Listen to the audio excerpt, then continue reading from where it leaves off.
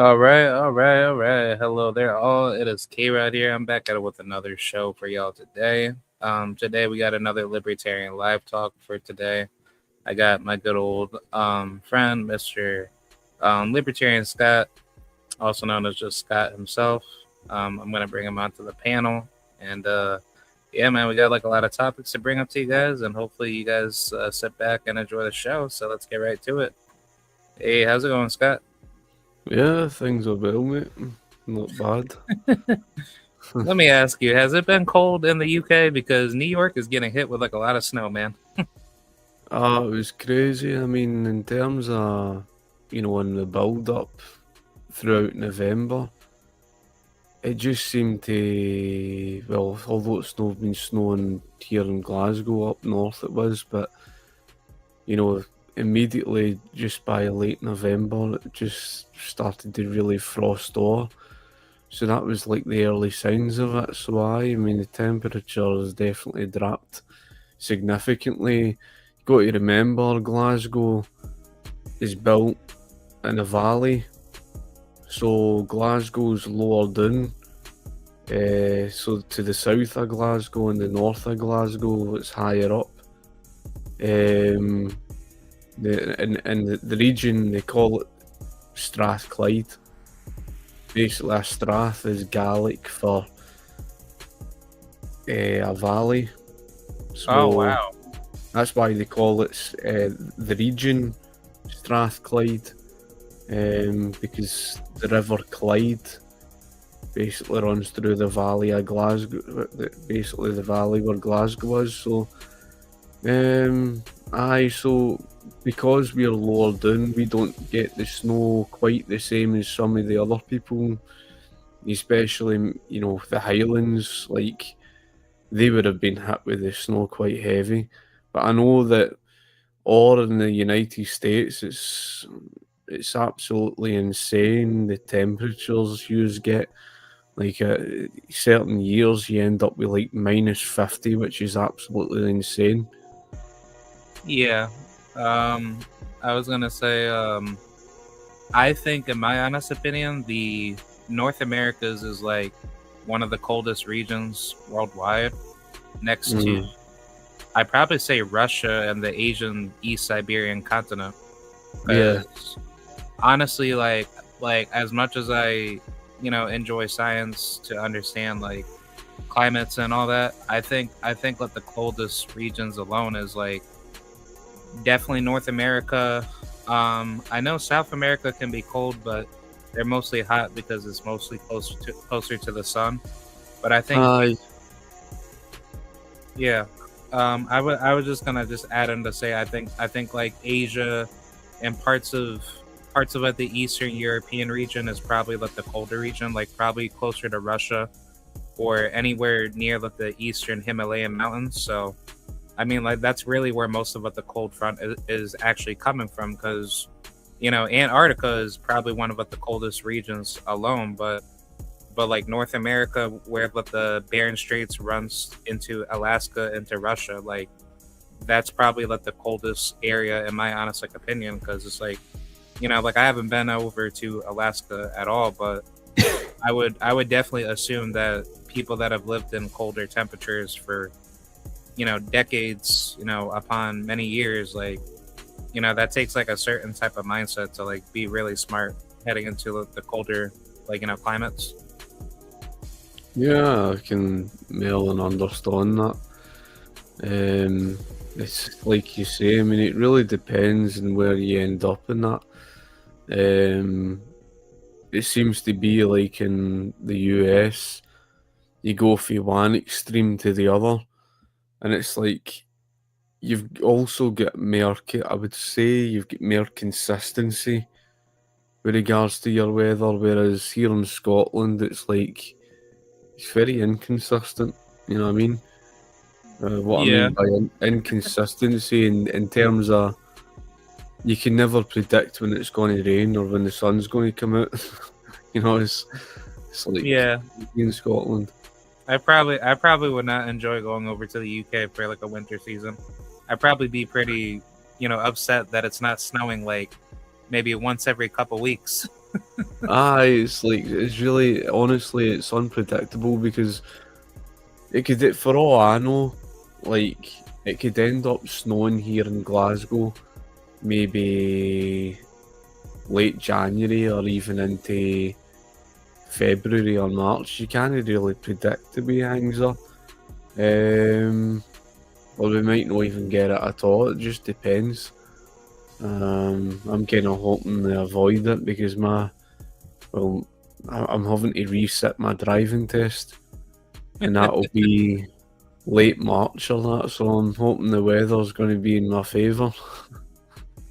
Yeah, I'm definitely with you because I've been trying to fix like my car, and almost every single week I'm dealt with a crap ton of snow, and then I'm like, oh well, this is trash. Like, do I really have Yeah. to like wait until like it's not actually snowing, and then I'm like not having to freeze like my butt off while I'm Aye, that's the thing. You see, when car. you're out trying to do stuff with the motor and that, it's bloody freezing.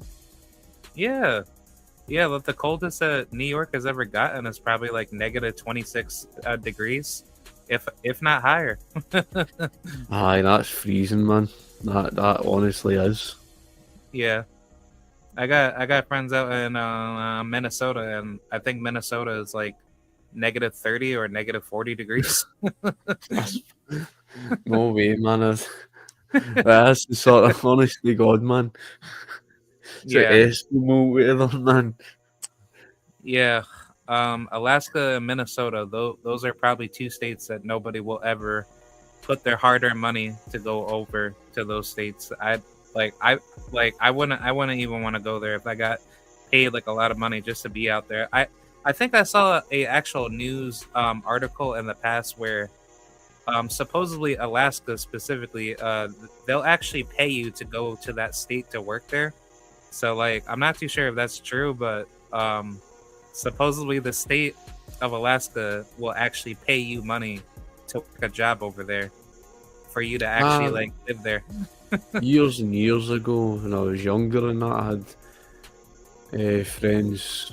I used to go to their house and that, but I think their dad or something, because he was working with a gas company or something, they were to, I think, what was it for, I don't know if it was 2 years or something, but they were basically to go and over and, I think it was to Alaska or something like that, you know what I mean?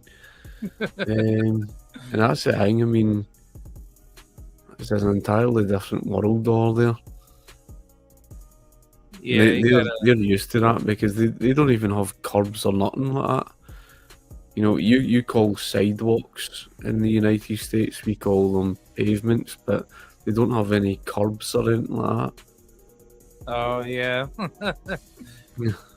Yeah, it's a whole different world, and I don't want to go through blackout. So I want to have my 3 months of summer, 3 months of winter, and then I have my spring heading into my birthday, and then I wanna like enjoy the scenery, let the let the nature, reproduce and new animals come out. So Yeah, don't get me wrong. I mean, see, like way up the very northern part of Scotland, like way up the probably no doubt way up towards Skye and stuff like that, but way up there, it's like it's an entirely different world because there's times where I don't know if during the year, but it's like daylight for the majority.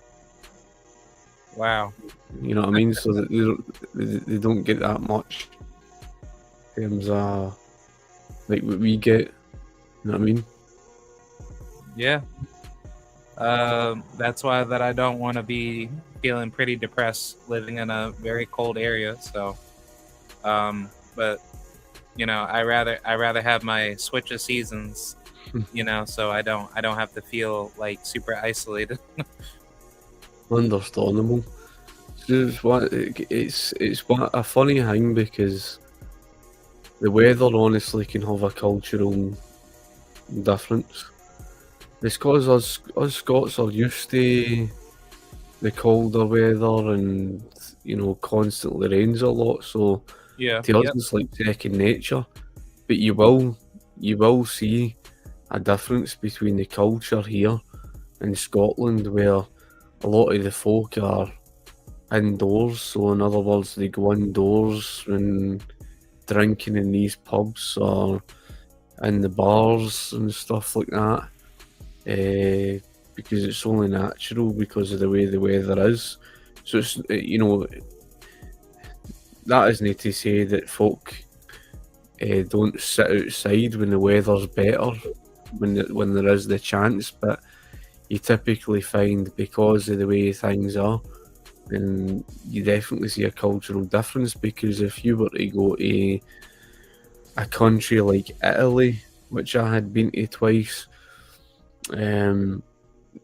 enormous difference in culture, because you go out at night time and you could go to one of these fancy sort of squares that they called piazzas or whatever, but you go to, their famous sort of squares where it's all these restaurants and that, and you'll find a lot of the young yins are crowded around these fountains and large sort of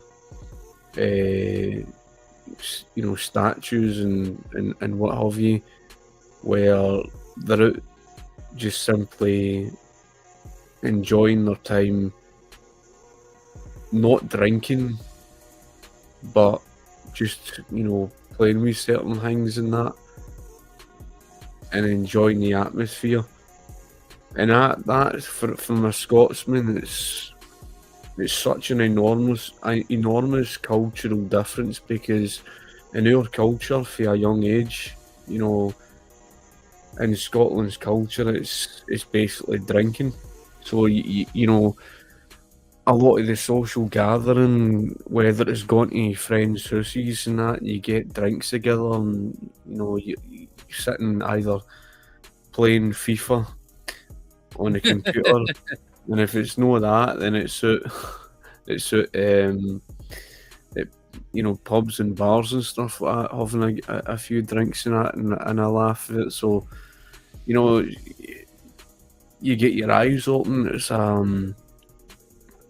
it just shows you that economically there's just such a big difference culturally, and the weather will have a big difference in that, and that's the thing, because it will be the same when you go to the United States, because a lot of those southern states, for example, have no doubt get a lot of the warm weather all year round. So like you take, for example, Texas or Florida, they'll get the warm weather all year round, and because of that, then culturally they're out enjoying themselves in a different sort of way, whereas to us in Scotland it's no like that, because we don't, like I say, we don't get that, well, not often anyway, but we don't get that much of the great weather, so to speak. Yeah, I definitely like agree, because I think like people have like a very weird personality difference when it comes to like climate change, and people like actually reacting to how their way of like environment can be perceived, because that does perceive like a certain survivability concept, where if you're so used to like the hot climate, like let's just say if you're from California and then you go all the way over to, let's just say, like the coldest region in the world, and therefore you're like, oh wow, I've never been through this before, so then you freak out, you go through this reality concept of like not understanding what to do, and then you start to like panic, and then a lot of people around you are like, well, like what are you getting like afraid for? And then it's like that type of mindset kind of like makes like the average person feel very disoriented, because they're not used to like understanding like environmental changes that people are culturally like accustomed to. Yeah, 100%. I agree. You know what I mean? It just depends on where it is you're brought up in that, and part of the culture. It does have a lot to do with it. You don't realise, how much the weather plays into that. You know, it really does. I mean, it's so I can more than imagine like the difference between a place like New York to Florida. You know, there would be. Um, Plus the fact even, and that's the thing, because and this is the thing, because the United States is just so fucking massive, like right. So, so even somebody that's born, for example, in a part of New York that's probably more rural, they're going to experience entirely different from somebody that's born right in the heart of a busy part of the city. And then they're going to experience different for somebody that's brought up where close by and they've got no doubt I think they call was it Long Island Beach or something like that, or I can't even remember what you call it. Oh yeah, yep. Like I know, I know like what you're talking about. You're talking So, about like what, Long Island Beach in New York City or Long Beach, California? the Long Beach in New York and that. So Oh yeah, yep, yeah. I mean, it's amazing how much it can change just for like where you're brought up and that. You know what I mean? Yeah.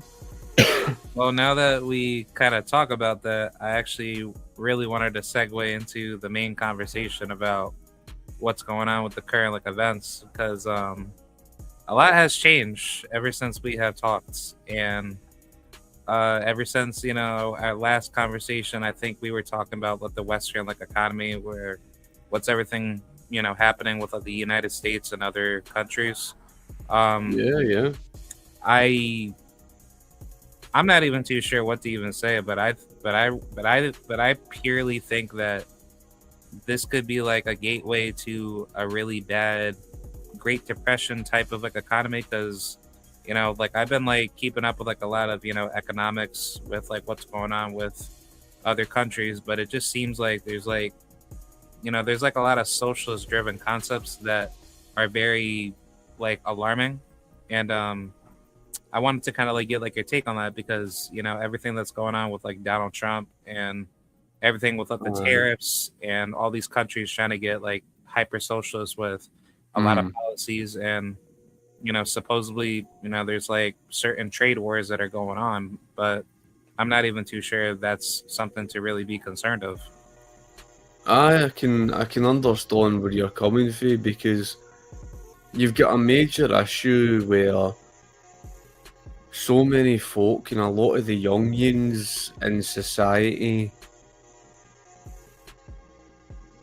a lot of those in the West are pretty ignorant of socialism, right? They're brainwashed by mainstream media, and it obviously depends what they're watching and stuff like that. And it's no, you take for argument's sake, see people that were born and brought up in countries that were once communist, like those Eastern countries. I think there was this one lassie, I think she works for the Young Libertarians or something like that, I can't remember. But she described herself that because she was born in a country of the former Soviet Union, then to her she acknowledged, why communism was such a problem, whereas people born and brought up in places like here in the United Kingdom or across there in the United States, they're so, how do you put it? They're so pampered, right? Yeah. In other words, they've never had to experience those sort of things, right? They're so pampered because they've grew up with all this stuff given to them. It's like they take things for granted because they don't have any concept of the real world. And this is the very reason why you can see an enormous difference between those people that fled Cuba for the shores of Florida. Those you can see the difference between those people, which I'm sure they're Spanish spoken or that, if I remember right. But you can see the difference of their perception of things like socialism and communism. They acknowledge it's bad.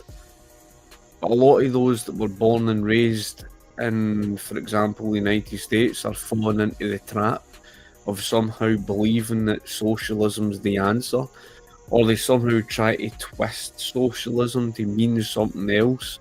Like, for example, as if they try and differentiate it for communism and then say that, well, look at Norway, Sweden and Denmark, you know, it's really, it boils down to the fact that people are ill-informed, and they think that, you know, it's just a case of just pointing to all these free things. But in my argument, you can even take them down to the argument on the mixed economy, because the mixed economy itself isn't sustainable, right? So even if they try that argument, and you mention about the potential of there being a crisis, well, this is the thing, because a lot of people think that the solution to their problems is somehow socialism, and it isn't. You take, for argument's sake, you know, there was the build-up to the Scottish independence referendum. Yeah. And that was back in early 2012 that it, you know, well, it was announced that it was going to be like September 2014. For the get-go, I knew immediately what my position was going to be, but deep down, I felt, well, it's kind of pointless, the argument between whether Scotland remains part of the United Kingdom or not. You know, it's like, what difference is it going to make? It's not going to make a difference. It's not going to matter whether or not Scotland remains part of the United Kingdom or not. And the reason why it's not going to change anything is because when you look at people's economic and political views, that's what concerns me. Because really what it boils down to is whether you're economically free or not. That's what determines things. Because people that complain about the self-serving government in Westminster, or the self-serving government, you know, elsewhere, or the economic problems that they're facing, these problems are not going to go away just because they separate Scotland from the Union. You know what I mean? You know, jumping from one government to another government's not going to magically make that go away. That's what a lot of them can't seem to understand for the life of them. They don't seem to understand that just because you change from one government to another, that's not going to magically fix everything. Just like leaving the European Union. When we voted to leave the European Union, well, a number of us did. I voted in favour of leaving. But just because you leave the European Union, that was not going to magically fix your economy. We're still living in a mixed economy. Therefore, it's unsustainable. And they don't understand that the reason why it's unsustainable is because a lot of it requires financing off the back of borrowing. So, you know, a lot of it is financed off of more debt, more inflation, and that's never sustainable. And that's the issue, because, you know, there's a pattern. We faced the Great Depression in 1929, where the height of the crisis began in the United States. But if you look at the pattern of where things are going today, just like the 2008 financial crisis, the pattern that led to that financial crisis was really no different to what they were doing that led to the Great Depression in the first place, which you can predict, therefore, that because of what the central banks are doing, because of what governments are doing, you can practically predict that it's very likely that there will be another major financial crisis, perhaps one that's far worse. And it draws back to the point that I remember my older brother had says to us, and it is true, that there's going to be a point where governments will no longer be able to kick the can down the road. Take, for argument's sake, the 2008 financial crisis. They kicked the can down the road by bailing out the banks. Well, if you can think about it this way, there's going to become a point where governments will no longer be able to do that. Take, for argument's sake, President Obama, that just raised the debt ceiling. There's going to become a point where the United States will no longer be able to do any of that sort of stuff, regardless of who sits in government. Because economic reality is not something that you can just bat aside and pretend it doesn't exist. There's serious consequences. And that's the issue, because these governments have been doing just that. But there becomes a point where they're going to be forced into a position. And it reminds me of what Thomas Sowell was saying. Because Thomas Sowell said it himself. Either the governments roll back on all that social security, or the study of economics itself is going to force the government to do so, whether it likes it or not. And folk can't understand that. You know, they seem to think that the words of these politicians somehow matter more than economic reality itself. But that isn't the case. And that's the reason why I says that, you know, even when Labour Party get into power, or just before Labour Party get into power, I says they can make all the promises they want to you. They can promise you all the pie in the sky, but the question is where the money is going to come from in order to finance this, that, and the next thing. Where's the money going to come from? They never question that. They never stop to question it. Well, that's the thing, because in order for Labour Party, I says, in order for Labour Party to finance more money into the NHS, it's going to have to do one of three things.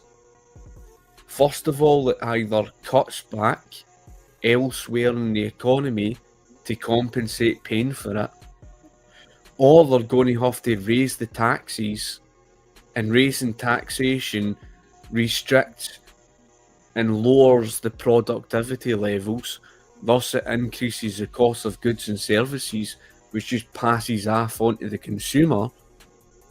Or the third thing, running the printing press, that's just going to drive inflation and cause a problem. So that's what I mean, that it's all well these politicians that make all the promises, but there's economic reality that they're faced with.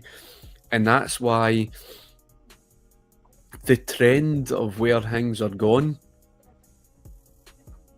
you can predict it with things getting worse. There's going to come a point where the study of economics is going to force their hands, whether they like it or not. It's going to force them to take drastic action that they otherwise didn't want to. I've says, you know, it's like I've says before, things are going to have to get a lot worse in order for things to get better. Because it seems to me that there's a stubbornness in society. And like I says, most folk don't even understand what socialism is. Folk think of socialism as just a black and white picture view, as if they say, well, it's, you know, nationalisation, or they try to, you know, fit it around workers' ownership, all this nonsense. But you can even research it yourself, but Ludwig von Mises' argument against socialism was not solely confined to that of the question of ownership. So his critique of socialism wasn't solely confined to nationalisation. And a lot of folk don't understand that.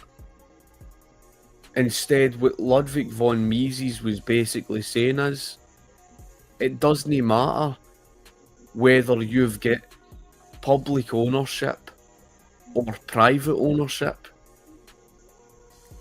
so long as the government is strongly interfering in the market and causing disruption in the market, for example, price controls, causing distortions, causing the economic calculation problem and the knowledge problem.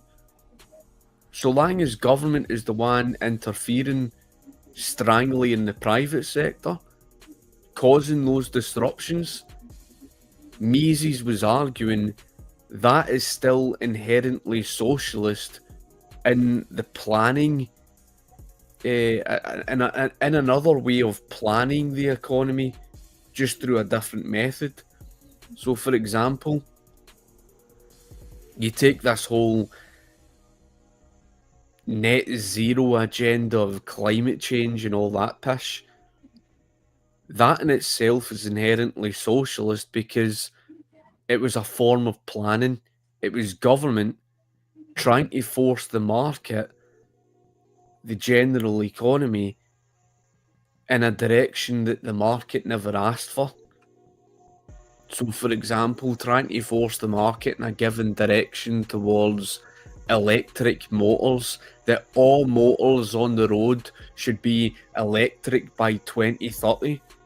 Well, there's your prime example of socialism that folk, for whatever reason, can't see, and it's unsustainable.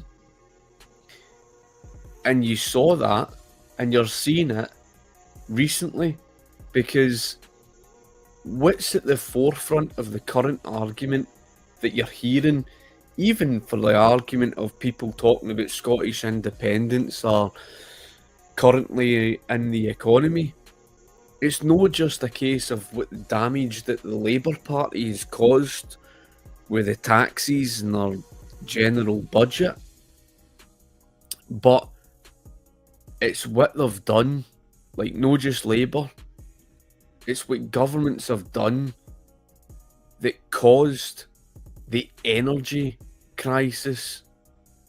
In other words, the energy prices here in the United Kingdom are through the roof. And that's what we mean, because governments create those problems. And what is it that's going to force their hands? Economic reality. Otherwise, they're going to lose their support. And that's what's going to happen to the likes of SNP. That's exactly what's happening to the Labour Party. Well, the Labour Party for several other reasons as well, of course. And then you've got the whole immigration crisis, as you know, and that, you know, somewhat crosses over because it was the same story in the United States.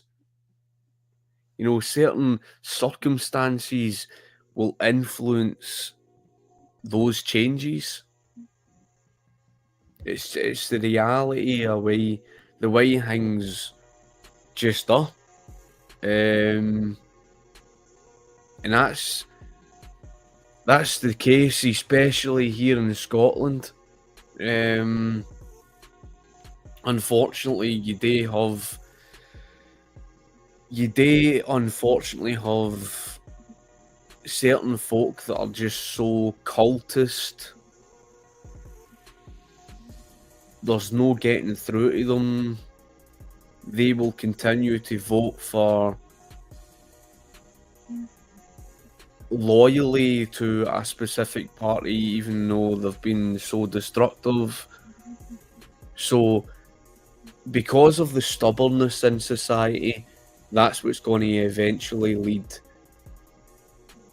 to such a crisis. Yeah, That's why you can merely sense it. yeah, I definitely agree.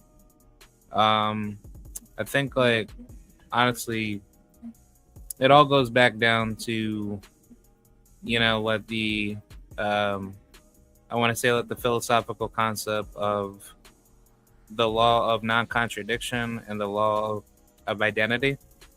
And I think whenever socialism is to be proven that, it is a ignorant based belief system that is naturally concurrent within human action, I think it's pretty obvious to show that people that come from hardworking backgrounds are usually people that end up becoming more, successful, but they take risks in order to be successful.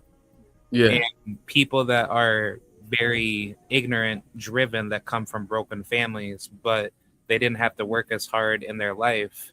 Those So people don't have actual moral, those people don't have moral servitude for their own particular responsibilities. So they use that ignorance to say, I hate other humans, so therefore I must use my evil up against you. But it's like they're not helping nobody out. They're just making life a lot worse for other people. And I think that just like I think that just invites, let the how should I say, let the collectivism versus individualism,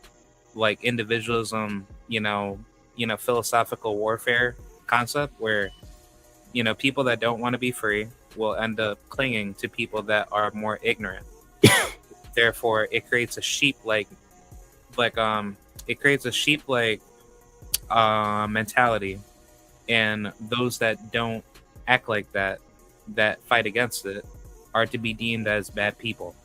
So, eventually, over time, that creates a type of effect where people are desensitized. They don't have a moral compass until something bad happens enough where their moral compass has to be tested. In terms of a specific experience, and that's the thing. I mean, it's quite interesting you bring that up, because I would say that culturally, Glasgow is, as a city, it's classified as this working class city, so, and it's metropolitan. So, in a sense, Glasgow's a lot closer to New York City, believe it or not. So, oh wow. So Glasgow, the reason why I say that is because a lot of the folk in this city were led up the garden path by all the nonsense about, free this and free that, and how, you need to somehow all thingy as one, as the collective, and because of all the brainwashing today with the Industrial Revolution, because of all the poverty, because you had just, what you stated was absolutely spot on. The circumstances of what people grow up in. So you take, for argument's sake, I've actually found, and there's truth to this, I've actually found specific people that come from certain agricultural background, like way up north, who seem to be more conservative minded, and yet a lot of those that are around me are more socialist minded. Because Glasgow was, you can think of it like New York in the 1980s, where a lot of its council house areas, you know what I mean? A lot of it's, and I know New York's, different in the sense that you take, for argument's sake, you could go walk down a street and you've got a big fancy building, and then next to it, you've got this, run down sort of, bit. I think this is what differentiates Glasgow from perhaps New York, in the sense that the areas are separated. So in other words, you'll come across an affluent area, like what I'm currently in. It's somewhat considered middle class in the East End. Whereas you go outside my area into a council house area, and then you'll see, the poverty and stuff like that. But this is exactly what I mean, because there were so many of those run-down sort of areas that are council housed. Because of all those council house areas and so much dependency upon the government, a lot of these people have been brainwashed to believe that the solution to their problems is government, and that, oh well, what would we do if it wasn't for, all the welfare? And so there's this resentment that when you try to reduce the welfare, in other words, those on benefits, there becomes this very aggressive attitude.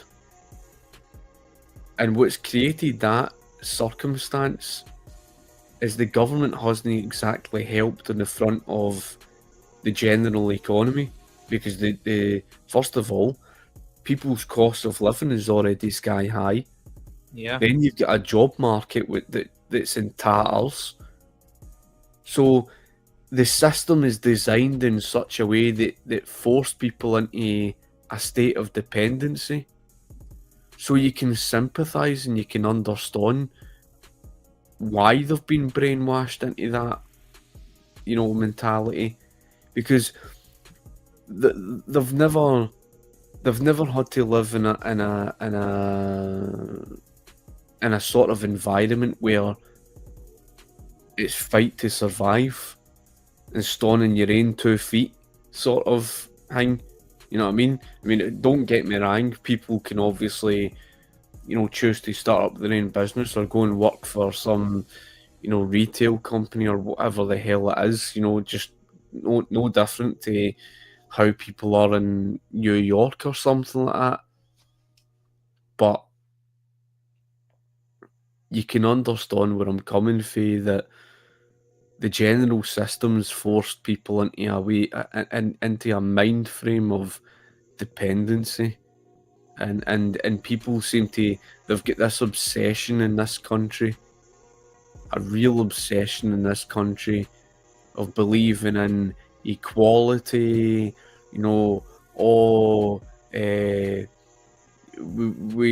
We need all this equality. We need the higher taxes. Now, I'm not saying every Scot is like that, because in reality, when push comes to shove, there's a hell of a lot of Scots that would be strongly against that. But there are a lot that seem to have that mentality. They've been conditioned to believe that the government's the solution to tackling child poverty and all the rest of this. And you know yourself, none of that stuff is true.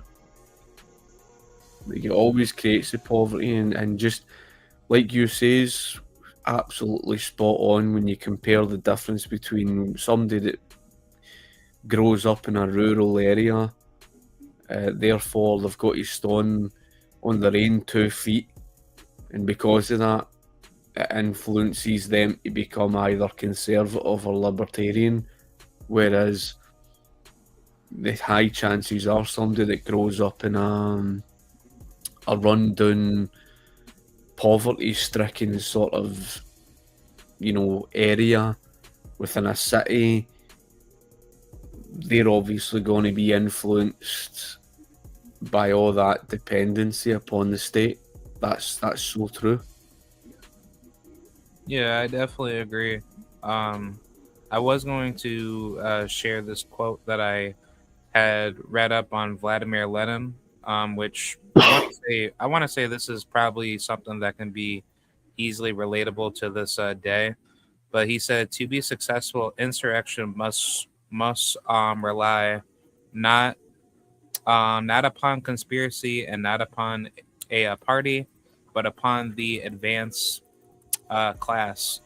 And I want to say that makes perfect sense because, like, as that is to be particularly, examined, if people are having to particularly rely off of, class, dominance, and therefore, it's kind of like a us versus them type of particular mentality, then I think that's what, enables like the socialist, like, mindset, because people are too lazy to work hard for their earnings.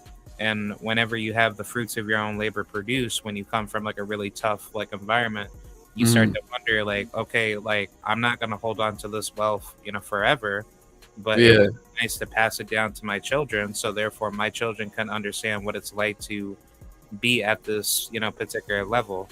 But not a lot of people want to be at that level because they're too disoriented to feel like working hard is something that can't be fully sacrificed for everybody, because some people have struggles.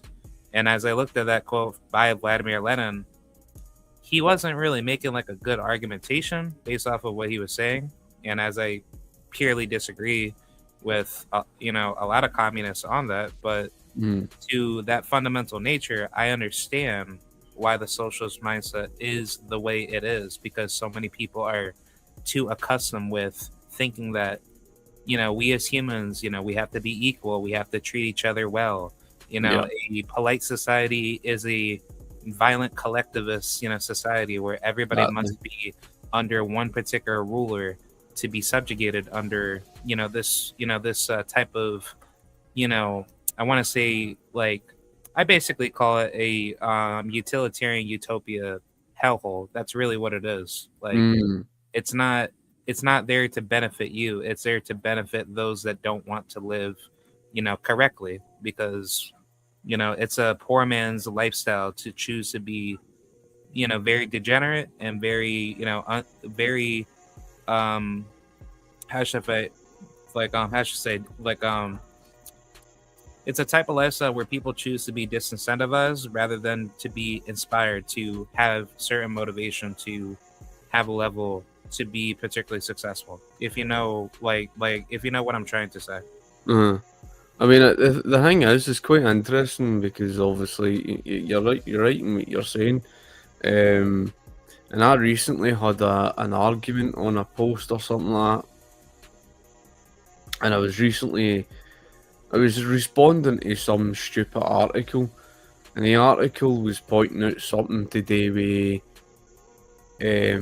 trying to claim that the removal of the 2-child benefit cap will not, what was it? I think it was something to do with the welfare, the benefits that they claim or something, right? So basically, the removal of the 2-child benefit cap means that they're going to get more benefits or something. And their argument in the article was as if to claim, not even as if to claim, they were trying to claim that it will not reduce their incentive to find work. And my argument to them was, this just simply isn't true. There's no evidence whatsoever to claim that increasing benefits doesn't destroy such incentives, and it does, you know. And I actually showed because the Ayn Rand Institute had actually pointed out, and although this was in relation to the data that you can see in the United States of America, it still holds true regardless of what country you're speaking of.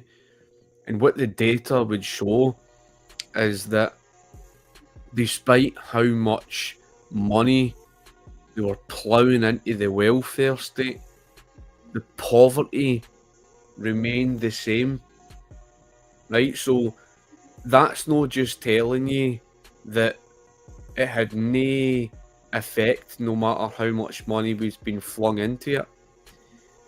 The fact that the poverty is remaining the same is also telling you something hidden behind that. It's telling you that no matter what they were doing, because the whole purpose of the welfare state, you have to ask the question, what's the purpose of the welfare state? Apparently to get people out of poverty, to get them into work and stuff like that, right?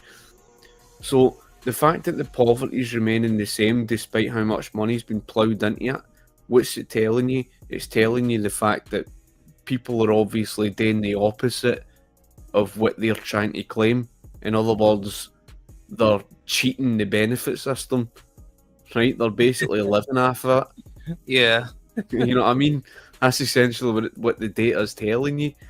The data is telling you that people, and it's true, because you know it yourself, people do, and it's well known, and they're trying to deny that. They're trying to deny that people cheat the benefit system, and the thing is, I don't blame those people for that, because it's not them that destroyed their incentive. The system itself destroyed their incentive. The system itself was designed in such a way to lead people into that. And you can use the example of the Labour Party. The Labour Party have been purposely trying to destroy our economy in such a way that would force people into such a state of dependency. And you can see that because they chased the rich out of London. I mean, so many of the rich people have fled already. They've already packed up and left. And so, coincidentally, after that, they're then, taxing people more than half to death, but they're increasing the benefits. It's not done by accident. These socialists know what they're doing. When I'm speaking about the socialists, when I'm speaking about these socialists, I'm speaking about the politicians, right? These ones that are seeking to gain more consolidation of wealth and power. Those that are seeking to force society more into a state of dependency. Because the more dependent folk become, the less likely they are to ever question it. And I think that's what their goal is, to try and then push forward things like, digital ID and all the rest of that nonsense. Yeah. I've got that suspicion. Yeah, I think the biggest issue that I have with the Western world when it comes to the US specifically with the welfare state is that it creates this very neo-colonialist socialist paradigm where a lot of people like to take advantage of it, so therefore it can create a impoverished quote-unquote class, and therefore whenever socialists take a look at that and say, oh, it's such a great thing that everybody can be benefited off of, they end up saying that the reason why it can't go away is simply because think about all of the poor people that can't find access to food, water, and resources. And it just kind of goes back to like this popular argument that I like to use with, like with like the fisherman argument, where Mm-hmm. if you teach a man to fish, he eats forever. But if you give a man a fish, he's only going to eat for one day. And I think that's I think to that particular concept, that is very true. When you look at any socialist concept that the state has particularly created, it creates this huge rabbit hole of failure that people like to cling on to say that, well, without this, how are we going to clothe ourselves and feed ourselves and blah, blah, blah. But the truth is that the state steals from other people, and therefore the private sector is like the one providing everything. Because it's not the fact that EBT cards are here because Walmart provides it for us. It's simply because the state steals those resources, and therefore they compartmentalize it into thinking that everything's all good because they provide it, and that's clearly not true. And what's brainwashed them into supporting it also is because they've been conditioned, again, it goes back to this point, they've been conditioned to believe all the myths under the sun about the Industrial Revolution. For example, they've been conditioned to believe that there's, if you strongly deregulate and you move towards a free market, then the sky caves in and there's a dangerous concentration of wealth into the hands of the few, and monopolies spring up for everywhere and all the rest of that. They've been conditioned to believe all these myths, right? and therefore one of the arguments that you'll hear, and you'll hear it all the time for these folk, where if you criticise the NHS, right, and you say that you support the privatisation of the NHS, they either say to you, oh, well, if you don't like the NHS, why don't you go live in America and experience their healthcare costs? But one of the other ones that they'll try and say to you is, they'll say, oh, you only want healthcare affordable for the rich. And you're sitting there thinking to yourself, where did that actually say that? You know what I mean? Where did I say that healthcare should only be affordable for the rich? Now, this is a key point, because there, and it was actually even stated in one of the Libertarian videos, but free market healthcare in the United States of America back in 1900, this was obviously 4 years before the American Medical Association monopoly, so before the government really intervened, shall I say. And you've got to remember the United States went through that deflationary period between 1840 to 1900. Therefore, the purchasing power of their monetary value kept on increasing. The real wage earning growth rate was increasing by 1.6% per year in the United States.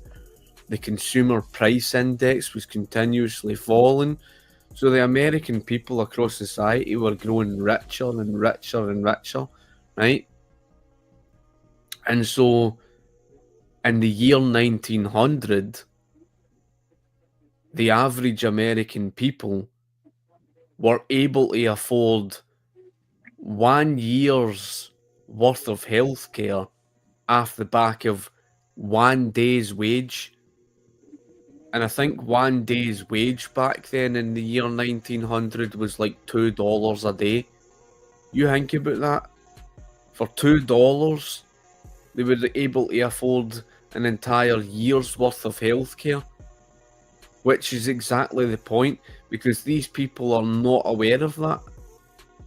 These people live in the assumption that somehow, oh well, if you just privatise the NHS, then you end up with American healthcare costs, and that's what, because of all the brainwashing, that's what's led them to that state of dependency.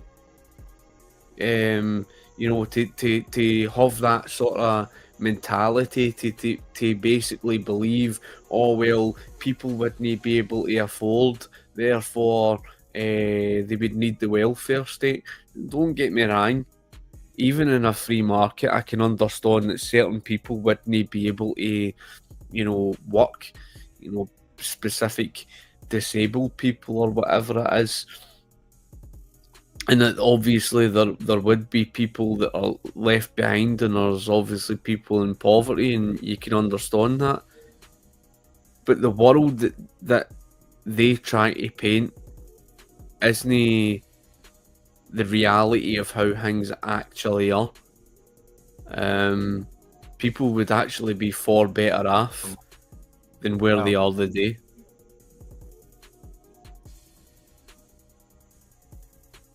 Hello?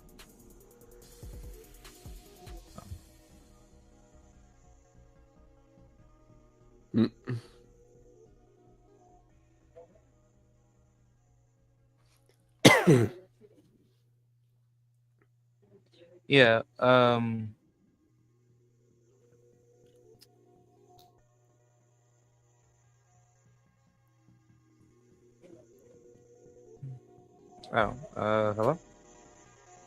You still there, right? Alright, hold on. Give me 1 second, Scott. Hold Yeah, that's no problem.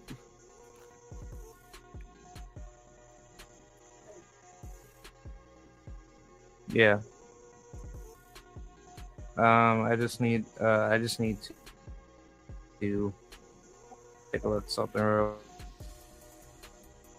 I don't know what's going on. Like it's kind of like lagging out. Like I was hearing you. Yeah.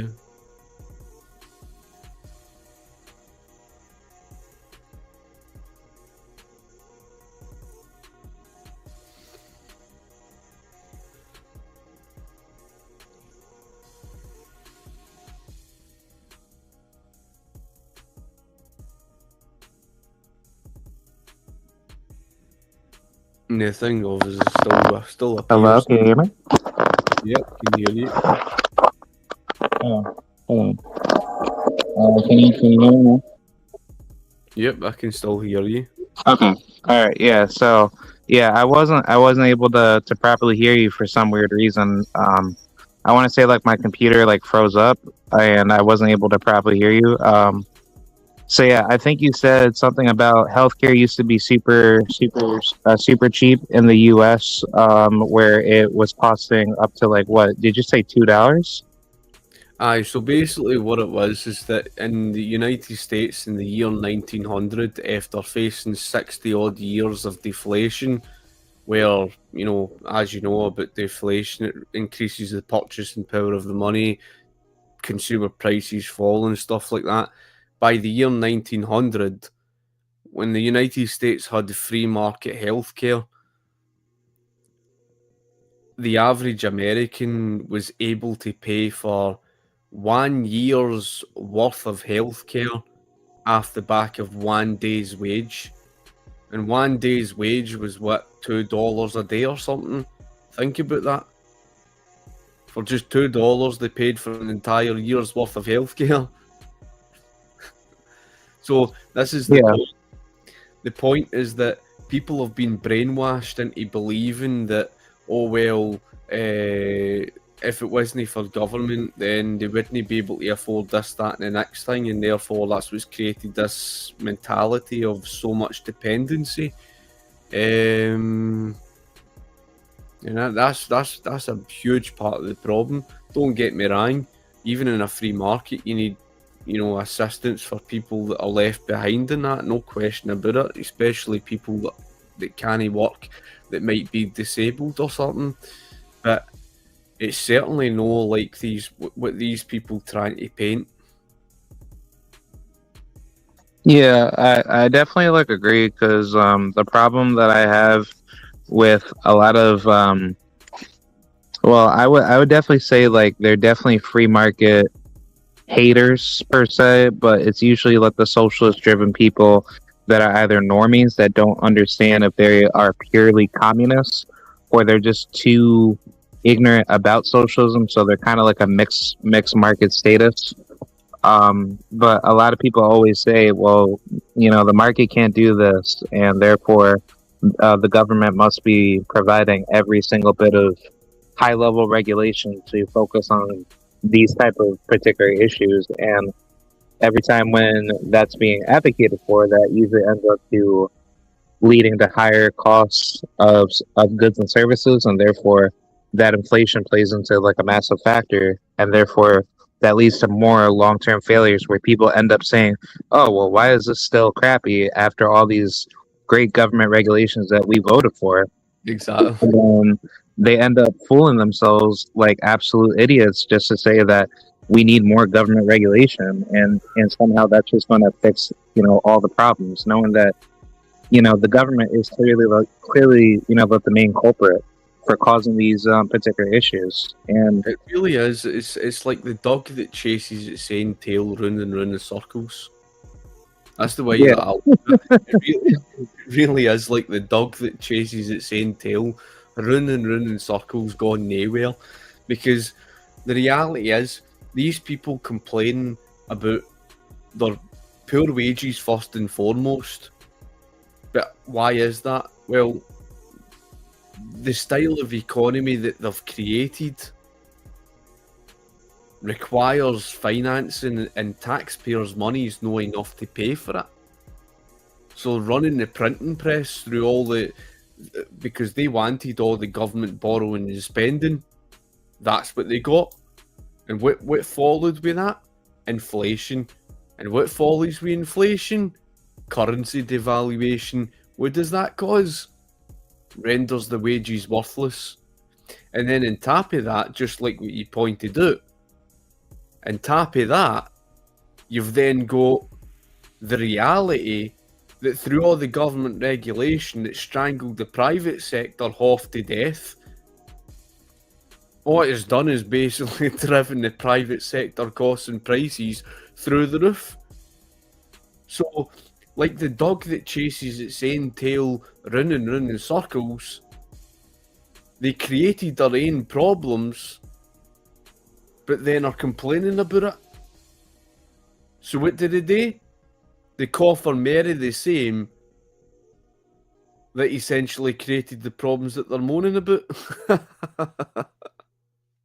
yeah, I think honestly, like the socialist paradigm cycle usually ends up in constant failure, and therefore blame capitalism, and therefore let's create more laws and regulations to just say this is why capitalism is trash, and more regulations through government laws will just make everything better. And I think that's just what's killing most of these countries worldwide, because like especially in the US, I always get these stupid conservatives that will always say, well, having regulation is what keeps capitalism alive, because if we don't have that, then are you just wanting to go back to the 1800s and basically go back to like the Wild West, where all these corrupted companies that are basically what they would call like the whole robber barons argument, to say that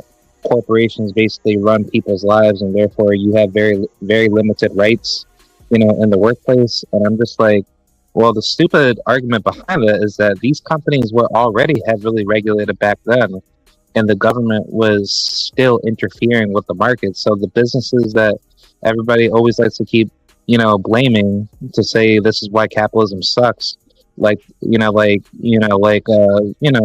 like the big time companies like Rockefeller, Carnegie, all these big big time corporate firms, like they had their infrastructure, they had all the jobs that were available at that time, but the build up to how they got there, it wasn't through all these capitalist corrupted means where workers were able to just get the better end of what the deal through trying to work for the bigger company, and somehow whoever made the biggest amount of money can profit with the most. It's more to do with the state was interfering, companies had very limited means to expand, and therefore workers are not able to prioritize their freedom to choose who they want to work for and basically manage their financial means of where they want to be, because the value of that money back then is not the same compared to what we have today,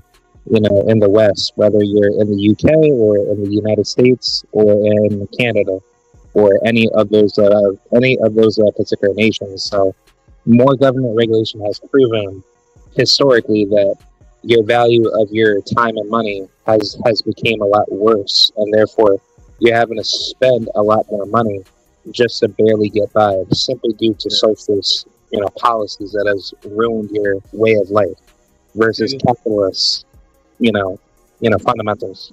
Yeah, I mean, the thing is that it's all nonsense that they're spouting, because the first thing is they don't understand what capitalism is.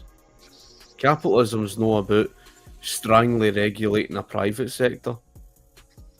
What they're describing is corporatism, right? In other words, what they're basically supporting is corporatism. They don't realise that that's why they're called subconscious corporatists, because capitalism's not about protectionist tariffs. It's not about strongly regulating the backside of the private sector.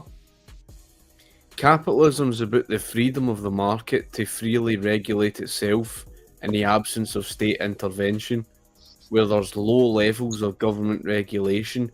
In other words, what Ludwig von Mises was essentially arguing, what Mises was basically saying is that capitalism is more or less down to a market mechanism where the state's not interfering and causing all those disruptions through socialism. So they don't understand what capitalism is, and I know that myself. I've argued with a lot of them.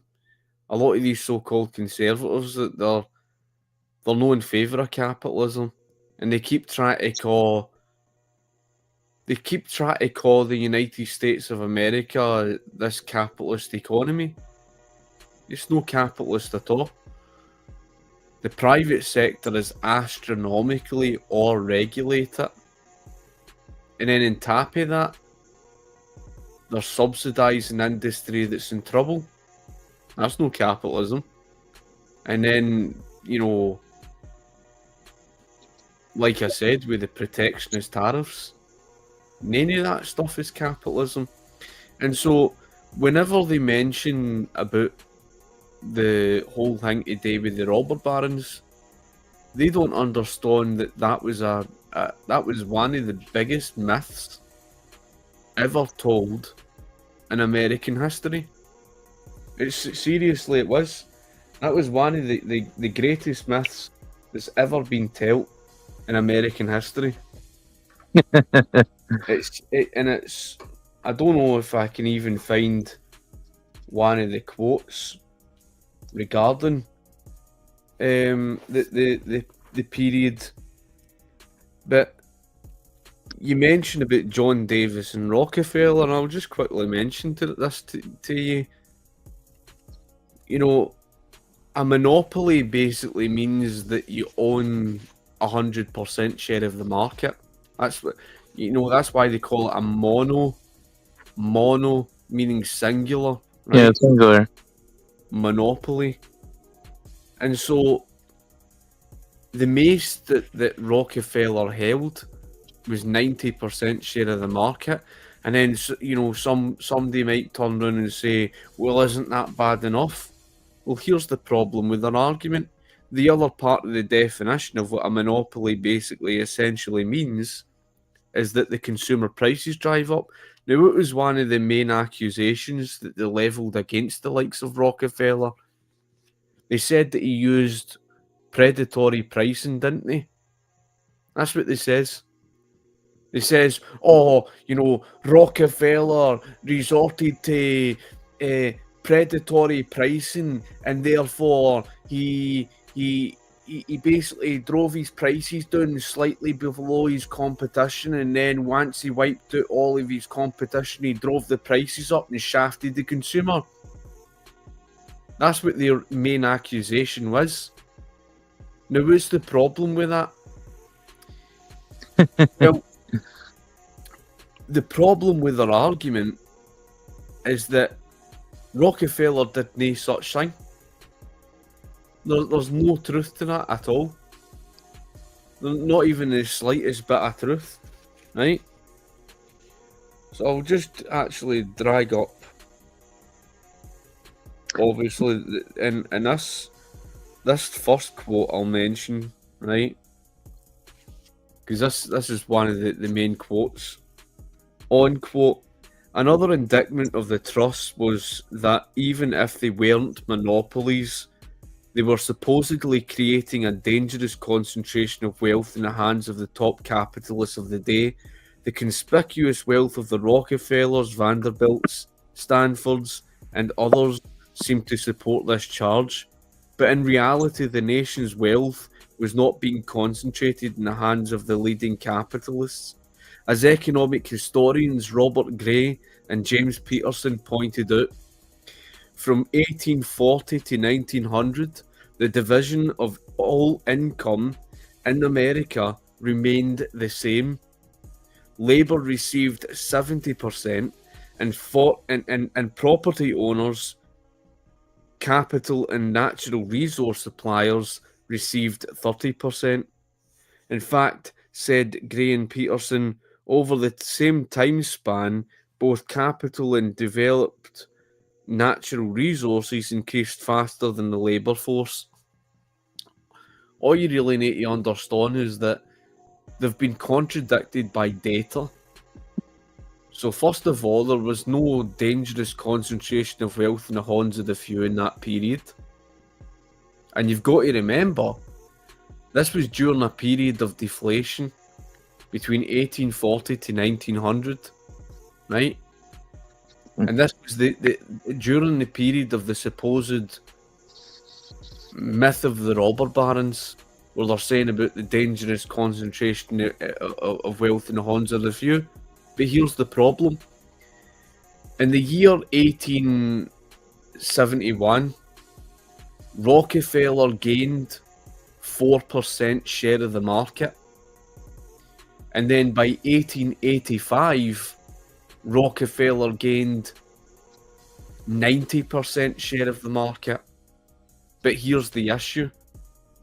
In 1869, before Rockefeller gained 4% share of the market, in 1869, it would cost more than 30 cents a barrel of oil.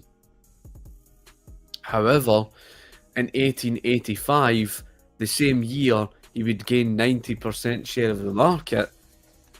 It would only cost 8.5 cents a barrel of oil. That's about, more than a 90% odd sort of drop in price, right? Yeah. Yep.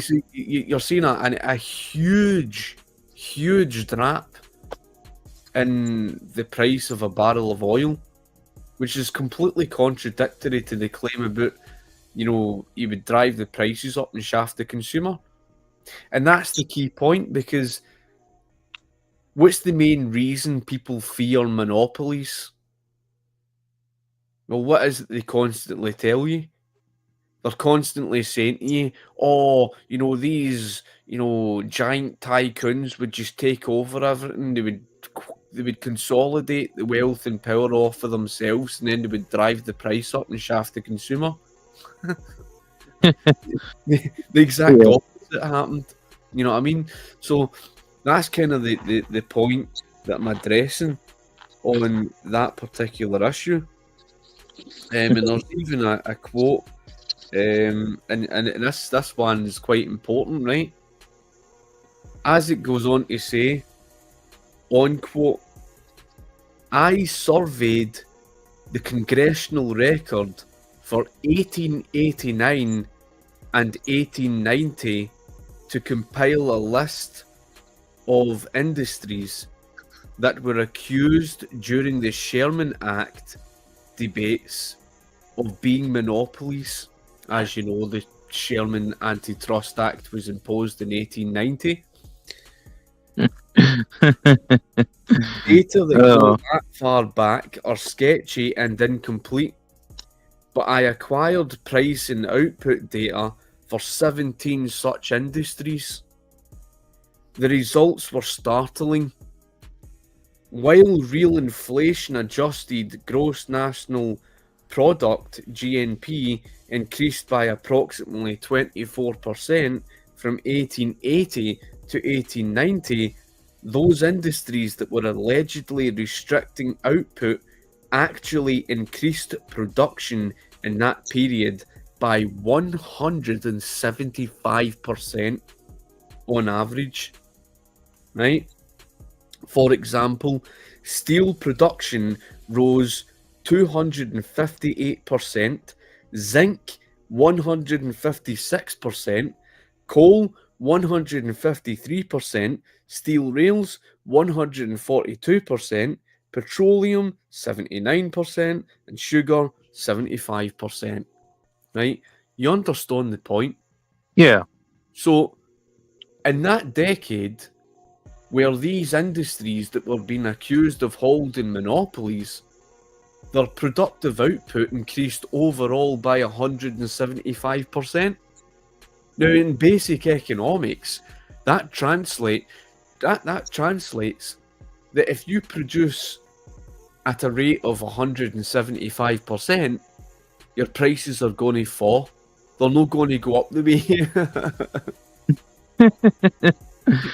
Yeah, so basically, like all the quote unquote corporatism back then, it was actually helping the economy grow at that time before and after the American Civil War. So, and I was also going to also add in, after the war of, 1812, when Britain tried to invade the US, America was like going through so much debt to that point where, it needed to rebuild its economy through some form of free market trade. So, the best way to do it is to kind of go about having, the Rockefellers, Carnegies, and all these other big players, because, granted, there could have been some sort of, subsidy funding, taxation wise, behind it, but still, it's like if they were doing more positive rather than negative, then that pretty much goes against all the socialism arguments to say, well, this is why Rockefeller is a bad guy because he did X, Y, and Z, and everybody's lives got affected. And I'm just like, well, look at the infrastructure that you see today rather than back then. Would you rather have an America where things are way more expensive to buy because the state has taken most of that profit share to collectivize it, so therefore the resources are a lot harder to get to, so therefore there's no competition in the market for what you can buy? Or would you rather have a massive diverse competition of companies that can prioritize those resources, control a good portion of the market share, and then disperse it upon other competitors that can buy it over time? And then by time when they move on with their businesses and other people, can come about wanting to create their own startups and to expand, it's going to make it a lot better because you're now decentralizing what the market slowly over time. Because the more competition will lead to more expansion to disintegrate a lot of government regulations. So that's why when you look at areas in the West where, let's just say like in the US, like there are certain markets that are lesser regulated compared to other markets. And if you take a look at, let's just say, to become an electrician, like, I was just also going to segue this into college, of why colleges are so corrupt and very evil when it comes to education. You don't have to go to school to become an electrician.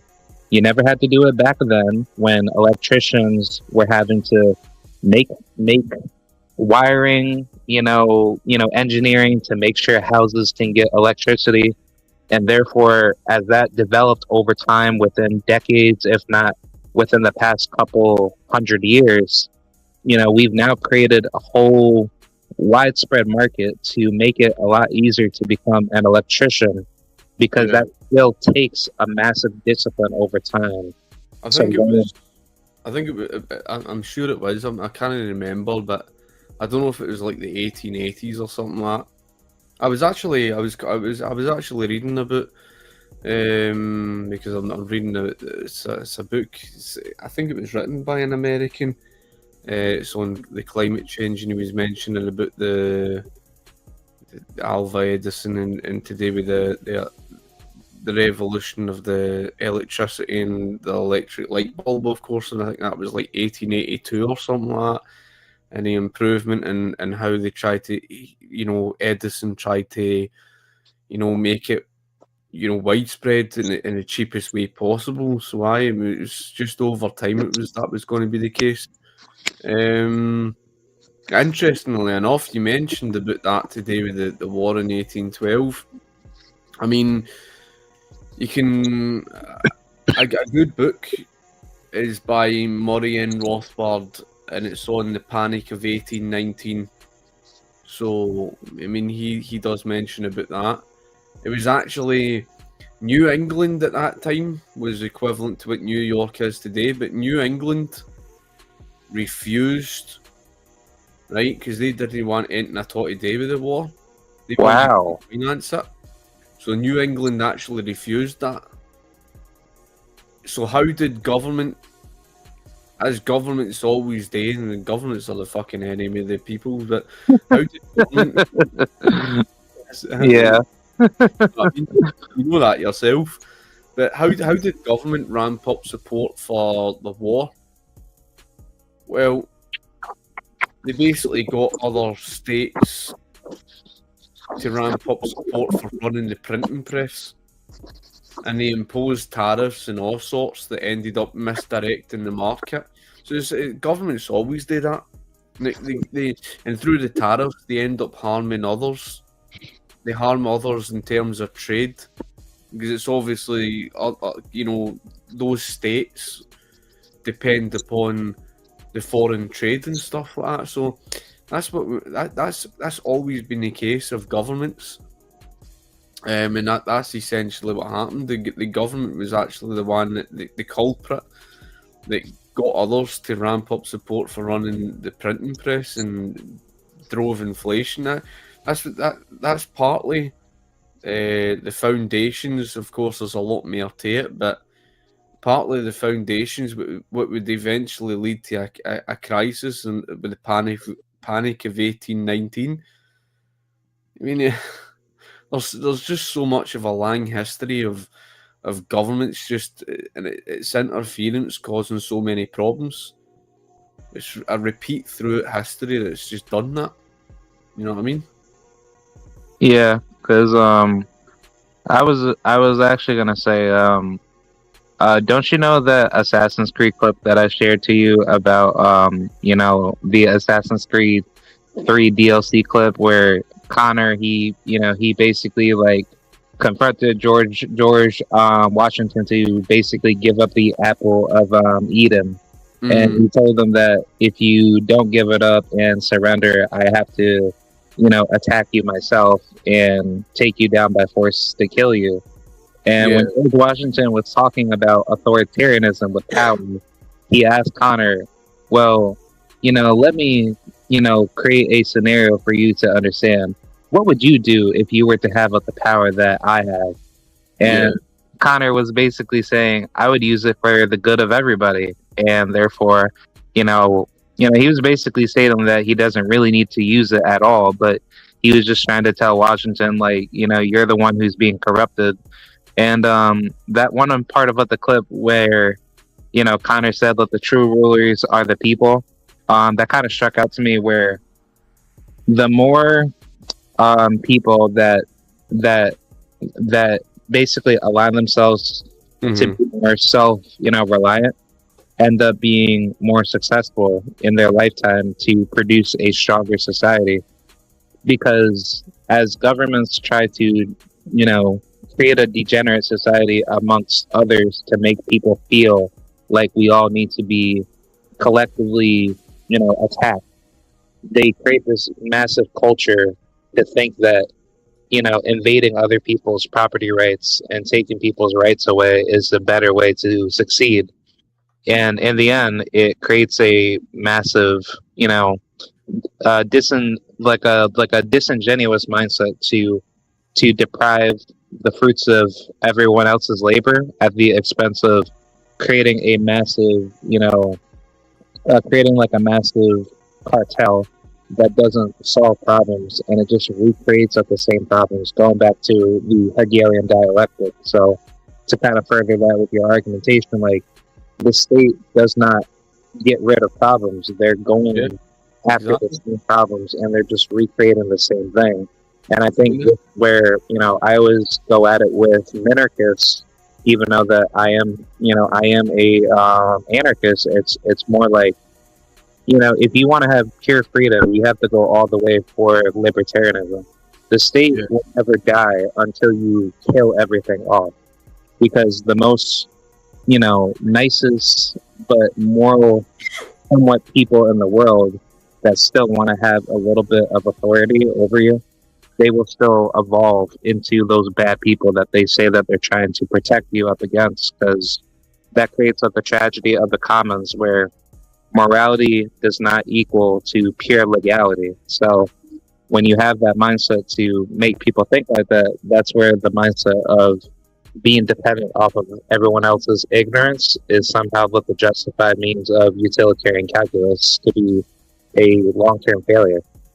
Yeah, I mean, I can more than agree. It's just it's one of these things that, you know, even with the Assassin's Creed series, I mean, that's partly what I love about the series. That's partly why I love the stories and stuff like that. I mean, you can think of like the assassins, like some people might disagree, but you can think of the assassins kind of like this fictional story, but as the libertarians, but like that of the order, as they call it, the order of the order of ancients, or whatever you call them, the cosmos. They follow down this road, and you can see where the influence of the entire Assassin's Creed is taken from, the influence of this agenda to create this new world order for global governance and power and stuff like that. And like you say, it will always lead down a dark path. And for me, probably the best game was Assassin's Creed Odyssey that conveys that story, because when you play through the Atlantis expansion, which is the last part of the game, when you play through the Atlantis expansion, the first part, Elysium, the whole story of Persephone, she is this control freak, right? It's basically this part of the Easter, but she's this control freak, and she tries to control everyone, and it doesn't work. Like when you're obviously playing through as the character of Cassandra and stuff like that, and doing specific things and tasks and whatever, the way the story plays out is that there's so much conflict between the humans and that of the Aesir. So the way the story is you know, painting this image is that when you try to control people and create this utopia, it never works, because people are not chess pieces on a chessboard. It's, you know, people have got a mind of their own, and when you try to control them and play God with them, it'll always lead to, you know, absolute disaster and conflict. And it really does paint that perfect picture, because when you eventually reach Atlantis, that's exactly what plays out. It's like this war between the Aesir and the humans that eventually, in the end, leads to, you know, Cassandra taking the action to end Atlantis, which ends up flooding it and putting an end to what would have been, you know, a disaster. Now, although an entire fictional story, it's quite funny because it's true to life. That is honestly so true to life that it's exactly why communism was such a disaster, right? It basically ignores part of what's human nature in us, which is self-interest.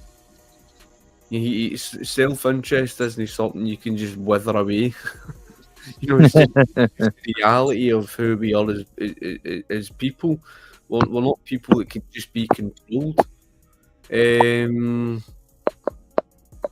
it's even to a lesser extent, it's the reason why you need to reduce government as much as humanly possible, and even if physically possible, it'd be ideal, if government was phased out, and in such an ideal world. But that's kind of the thing, because governments have always created those problems. With interference in the market and causing such disruption.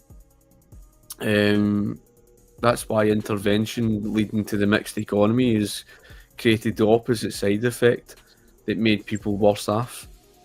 You can certainly see that throughout history. So when you go back to the point on the Conservatives, like I says, they don't understand capitalism, and so because they don't understand 19th century American history,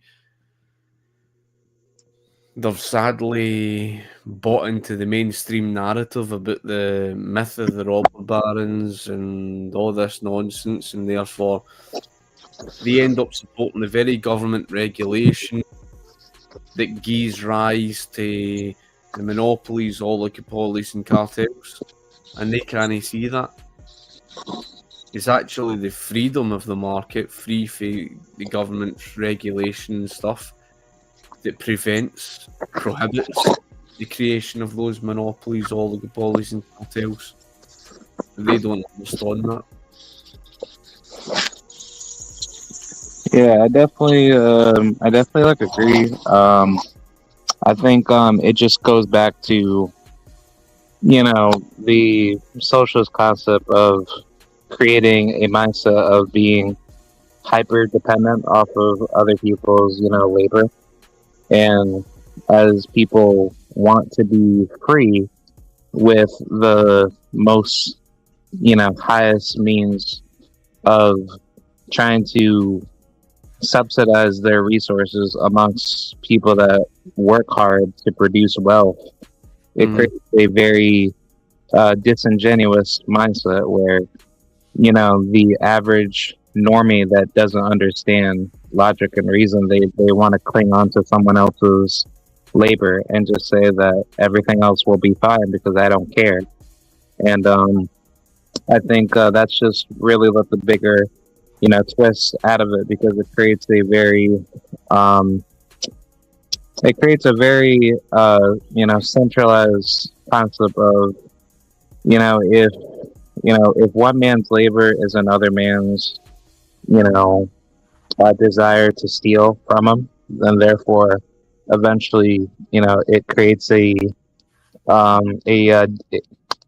destitute society where people don't exist to live a long-term lifestyle. It basically crumbles over time, and you eventually lose more resources in that society, and that's where people start creating a lot of revolutionary style beliefs to say that the system needs to be destroyed, and then you just create another power vacuum to basically recreate the same cycle. Yeah, no, I can understand that. It's one of these things that it goes back to that point on the free rider problem. That's exactly why, it's the whole thing with it's like this parasitical, well, it basically is a parasitical ideology. The free rider problem suffered that very issue, which is basically just another name for the socialist classroom experiment. Takes away from the productive, and reduces people to equally the same. So in other words, whether socialists like it or no, there's always that, central authority, and because there's no private property rights, and everybody is to get the same, even if somebody puts in 50% less work rate, they're going to get more or less the same as somebody that that ends up working harder. And when those people that work harder realise that the person working with 50% less work rate is getting more or less the same as them, their work rate begins to drop, and that's the reason why it leads to idleness and impoverishment in such societies.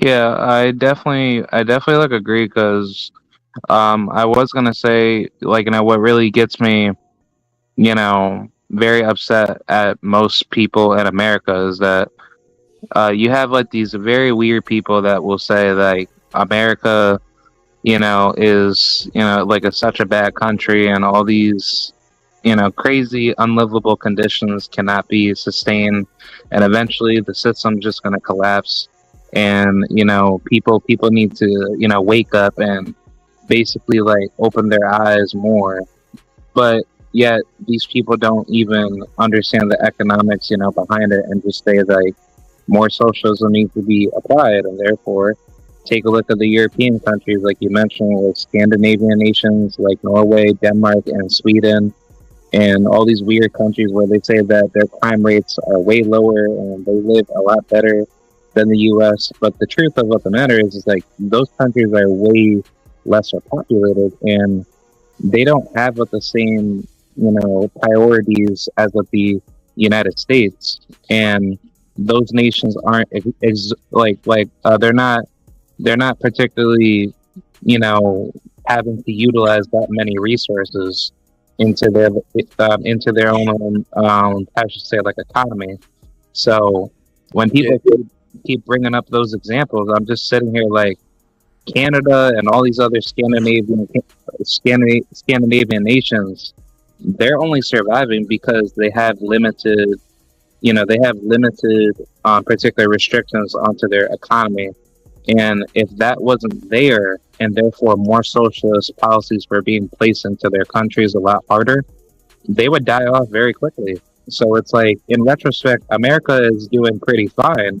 It's just that the state needs to get out the way. And if the market were to take that over and actually like dominate it for what it for what actual pure capitalism would lead to, which is closer to anarcho capitalism, like that kind of thing.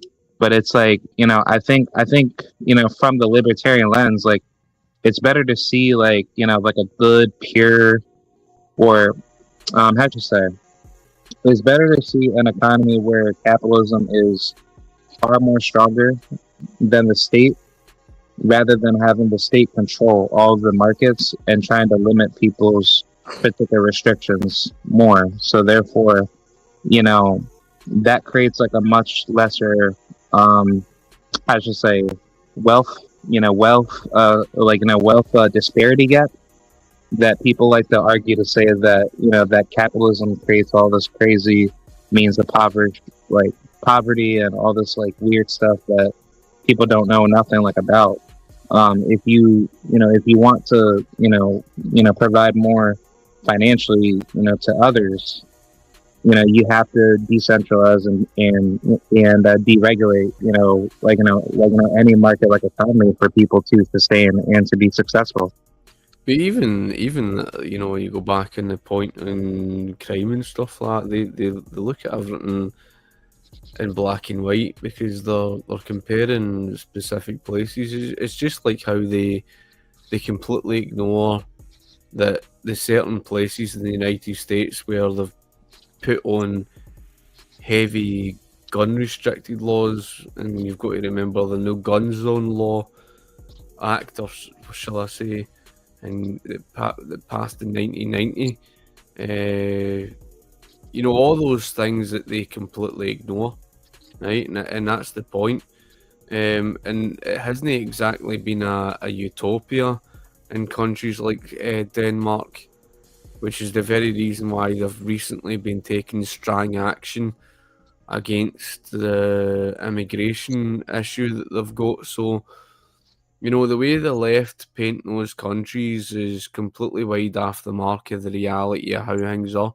And just like you says, the population's nowhere near the same.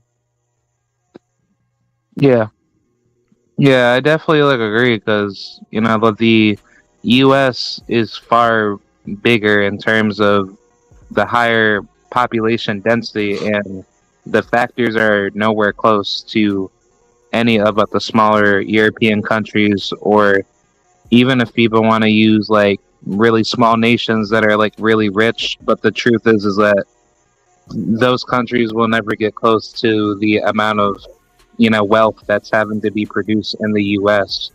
And America provides like a much bigger I want to say like I should say GDP per se, in terms of how much particular income is having to be generated per capita within a particular family household. So it's like there's really nothing to really be argued up against that point, because it's like if the U.S. was to be a stronger like economy where there were lesser government regulations and it was more capitalistic in that particular nature, like America would easily be number one. But that would then create like a massive influx of more capitalist influences to be followed through, because other nations would see that and be like, wow, like the US is actually getting closer to having like a more pure capitalistic like economy. And so it's like to It favor has a knock-on effect.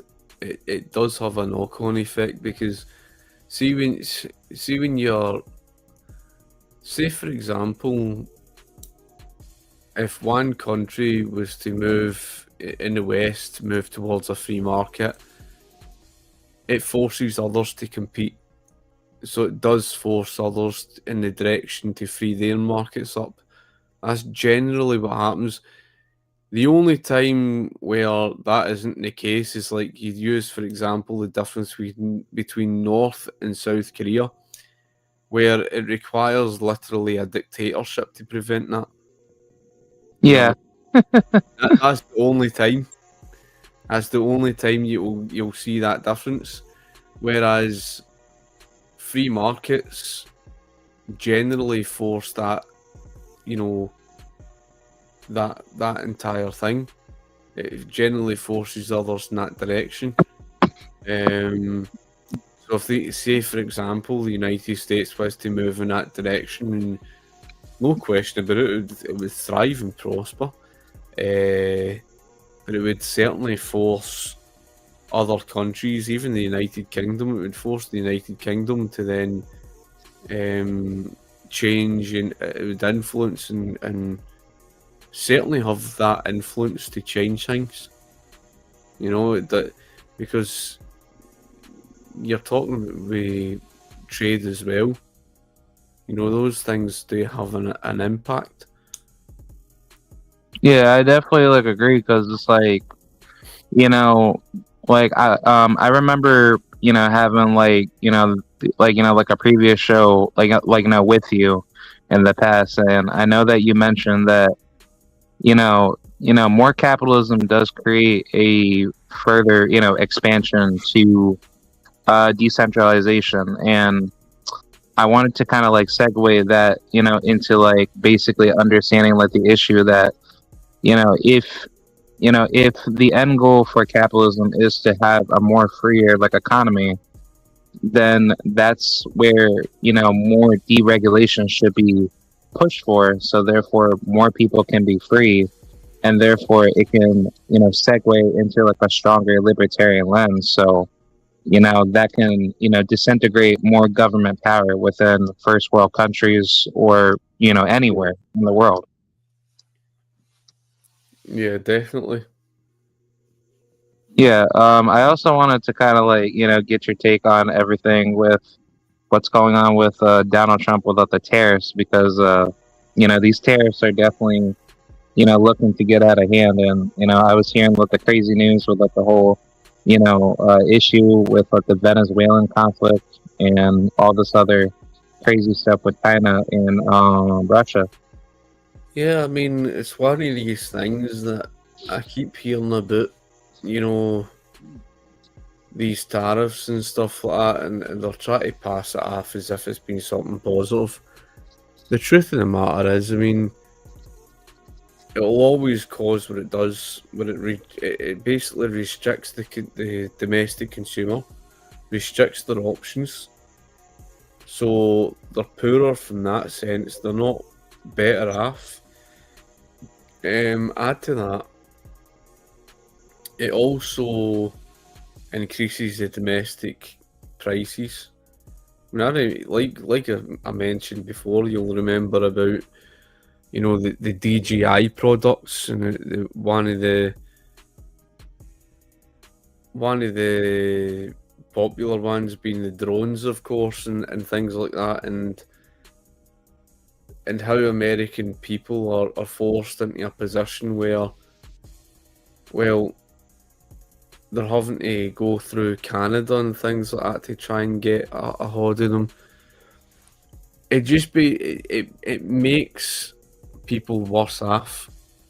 It doesn't improve wealth of the country. It harms the economy. It doesn't benefit the economy. I do acknowledge, don't get me wrong, that certain countries like China don't trade fairly. I think that's the reason why you need a union of countries where there are free trading countries. You know what I mean? I've also mentioned that before. And in terms of Venezuela, I thought that was comedy. I think it was something to do with Nicolas Maduro wanting to go to war with the United States or something like that. Yeah. I mean, it's just amusing. I mean, I don't know where he seems to get that idea from, because he certainly doesn't have the resources anyway. But that's the thing. I think it's because the United States had interfered or something.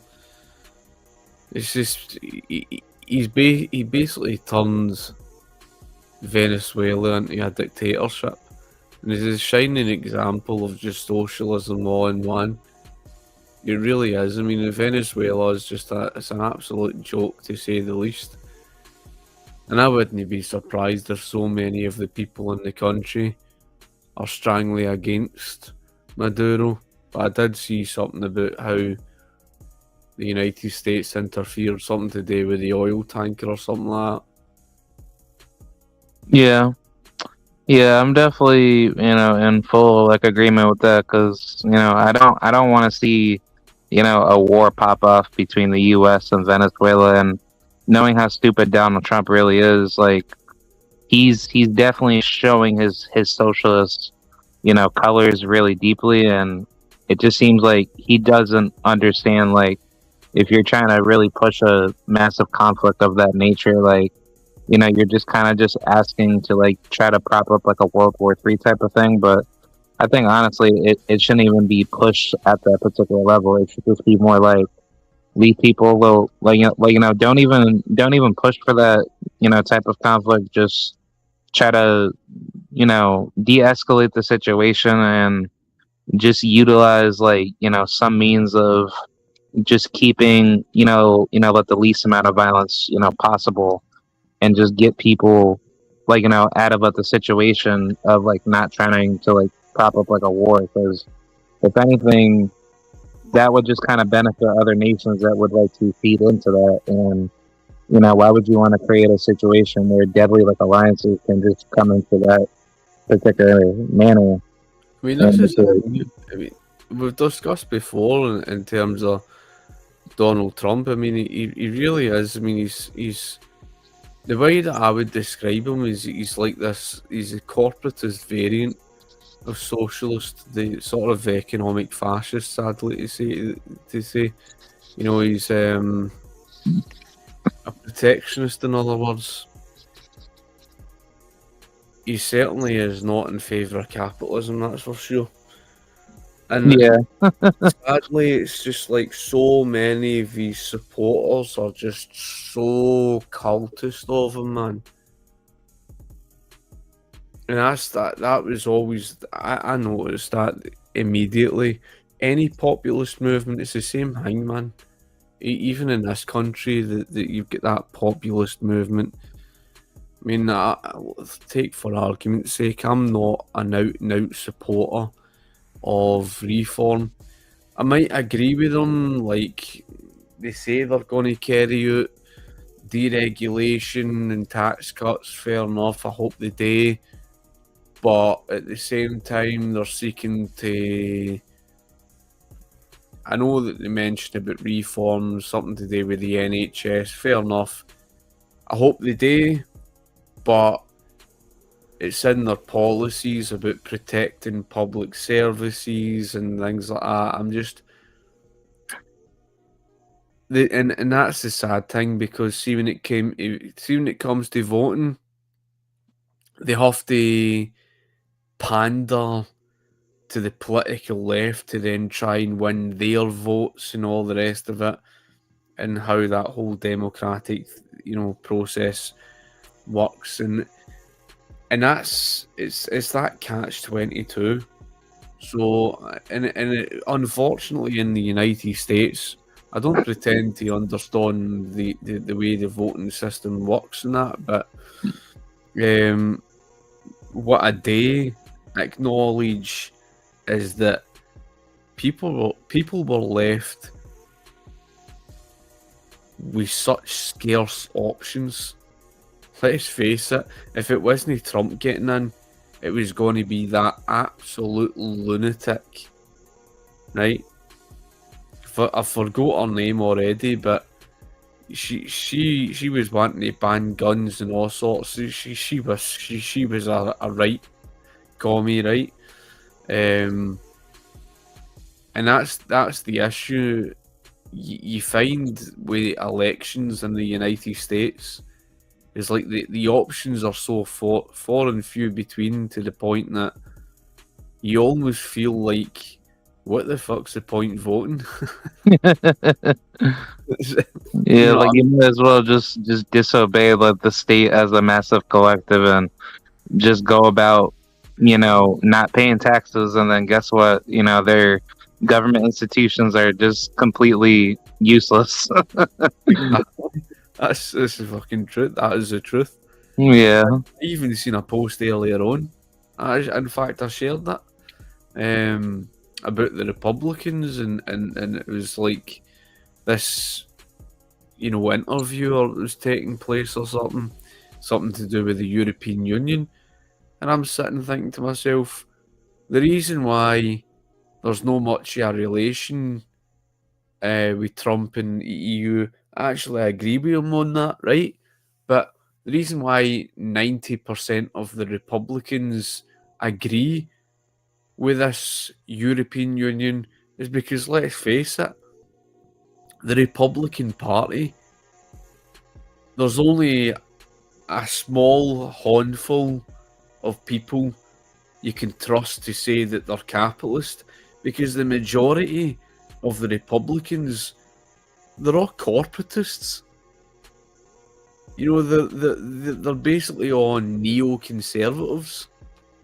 Yeah, just pushing like imperialist ideology and being so adamant to like be very narcissistic to other cultures and say, oh well, European customs needs to be pushed more, and like we need to be patriotic and be nationalistic and all this. And I'm just like, do you realize that you're just pushing for socialism on your part, right? Like, this isn't going to, that's not going to end well for you. It's going to just lead into, like basically the very socialism that they claim to say that they're up against. They're pushing for the same socialism that the left is praising themselves for. So it's like, you can't say that, I'm actually like a true conservative, and yet, you're not pushing for any individualist, philosophy, because I've been reading on the climate change and stuff like that, the green tyranny or something like that, right? That American author, Darwell or whatever his name is, but even reading that, and you get to see what he's speaking about relative to the European Union and the attitudes in the second chapter. And these conglomerates were actually discussing with each other about destroying democracy to further the agenda of the climate change, right? And they wanted this was, I think, Obama was the president at the time. They basically wanted the United States to be part of that, and as the American author mentions, that would require destroying everything of what the United States basically is. Then, in other words, that would mean the end of the Constitution. And Yeah, that's how crazy these nutcases are relative to their climate agenda. Absolute nutcases, man. They're hell bent that they are out and out communists. They really are. They're out and out commies.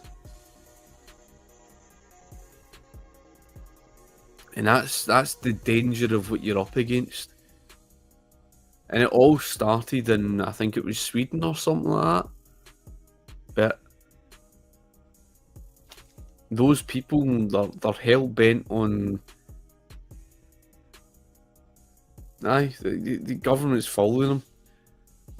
It's the same thing in the United States. And there's many in the US that would love to destroy the US Constitution. That's what you're up against. An enemy within. yeah, I definitely agree because it I was I was gonna say there's this good YouTuber that I follow by the name of Larkin Rose, and he made a good video talking about stating that the United States is pretty much at the last bastion of quote unquote freedom.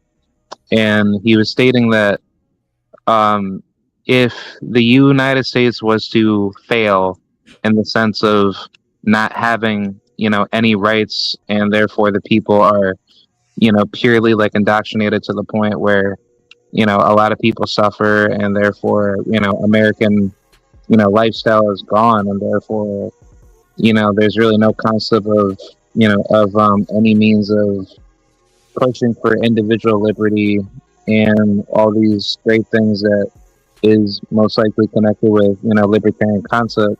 Yeah. Then that just creates the tragedy of the commons where people suffer and they don't have any voices to be heard because because the state has purely made people indoctrinated to the point where you've lost your sense of humanity and you don't have that sense of urgency to be self-righteous and to be self-determined to, to kind of honor, your actual pride and dignity to take ownership, in your own hands. So, to that particular degree, I think Larkin made a great point to state that the best way to fight authoritarianism is through disobedience and I should say, disobedience and social ostracism to defensively revolt in an educated manner, rather than playing the pawn of fooling yourself into thinking violence has to be the answer, and therefore, that's true. Yeah, because it seems that within most particular status, they will say that the only way to actually get change is that you have to use violence in order to, solve problems. And that's clearly not true because nonviolent actions can disassociate a corrupted society's means. Yeah, you don't really need. It's like this whole thing today with what's going on now with the immigration crisis, and you'll see that what's playing out the now. You don't need to. In fact, don't get me wrong, I can understand people going out and protesting and stuff like that. But see what's ultimately going to change things is when it comes to people banding together and where they're going to vote come next election. That's ultimately it's going to change things. It's no, don't get me wrong, putting pressure on is certainly one of the things. People banding together and as you say, I mean, in terms of his argument, in terms of people being disobedient, well, I agree. No, in other words, not being compliant. It's the same thing with all the lockdowns and that. Not being compliant. Just like when it comes to all the things with the try to impose the digital ID, just not being compliant. If you don't comply, then they can't force anything on you. Simple as that.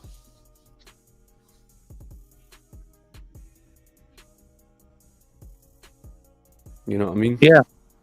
Yeah, I definitely like agree. It's it's definitely a brainwashing concept by any nation state to fool its population to think that authoritarianism is good, but freedom is bad, and therefore it leads to chaotic anarchy where they play a very massive propagandist mindset to fool you, and therefore if you do not like the circumstances of where you live, then you must vote in order to change these things. And I tend to have like a lot of debate with a lot of libertarians that do believe that voting can be the solving denominator to fix problems, to basically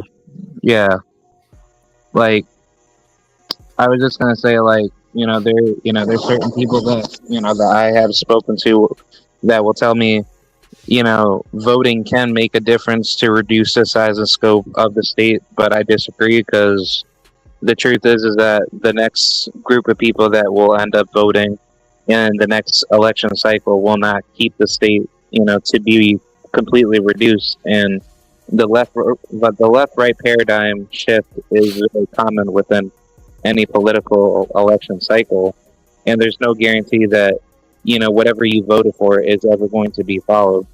And case in point is just like any politician that makes a promise is always going to lie and use their deceptive tactics to turn their backs up against you. Yeah, that's why I'm always skeptical of governments. I mean, I can agree with you on that. Like, you can't. Can't trust them. That's true. Yeah, that's why I don't even vote at all. But it's like there's no pure difference of like what you get out of like your vote for any president that you vote for or any political representative that's living off of your money, and they're utilizing their power to abuse you. And it's like like pretty much the issue that I have within the libertarian circles, especially with people like Dave Smith or anybody that is a quote unquote big L libertarian, or people that think the voting cycle is the only way, is that they're too disingenuous to not understand the moral prescriptives that a lot of statists already carry. And they use a lot of lying concepts from both left and right driven philosophies to say that this is how anything can be changed. And that's clearly not true because you're playing into the government's game. So the only way that can ever be done is that you have to convince a lot of people to even be on your side in the first place. And that change is going to go far because people will deceptively turn their backs, up against you. Like, there's no trust within any politician. So why would you think people within your community are all going to be voting the same way as any other political demographic? It's all going to crumble. I've long argued myself in that sense that libertarians are never really going to win through the voting system anyway. So the reality is the only way is basically changing things is by informing people. That's the only way you're ever going to think is by, teaching people about the free market and things like that. You know what I mean? Yeah. I think that the better way to do, like the better way to basically decrease the size and scope of any government nation state is to create more communities to decentralize more over time.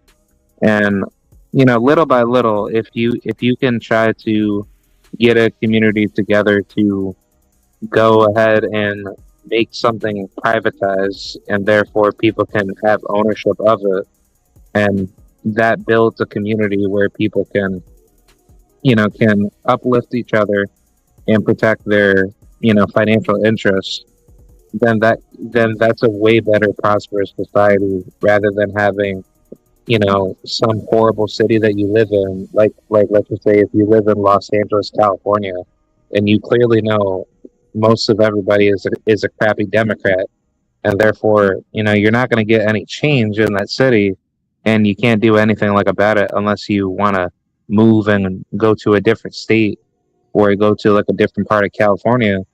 But it's like your only way of even being successful is you have to break away from your own community and start your own community. That's exactly the reason why you need decentralization across. I mean, even in my opinion, it's decentralizing away from the central governments and into local areas.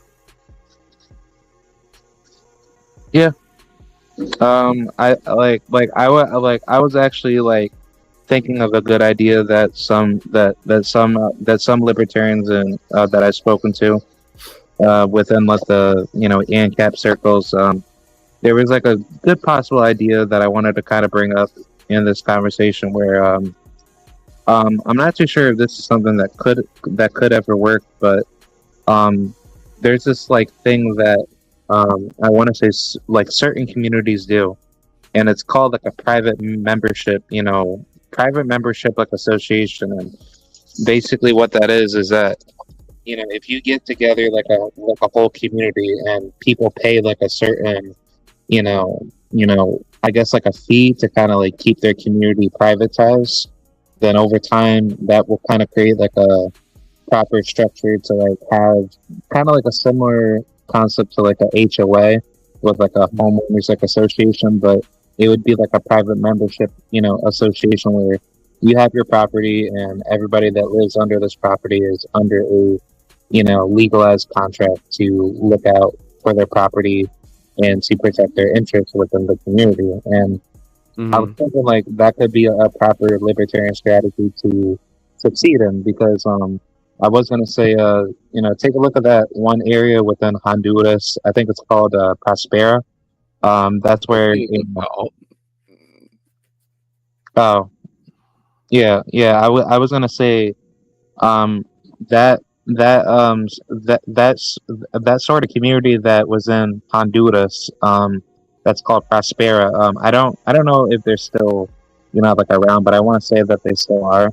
But I want to say something similar to that particular regard, where you kind of have a community that's funded privately to kind of create a private membership property association to kind of fight against state power, in the sense of if you have enough people together to have a strong community to decentralize a whole area, you would actually have some sort of financial safeguard to kind of look after people's property. So therefore, if the state tries to confiscate it, you have 15,000 or more people to defend that area. So therefore, there's some sort of legal protection, so it can actually be recognized. And I wanted to get your idea, I wanted to get your thoughts on it, because I was thinking it was possibly a good idea, but I want to say that's probably something that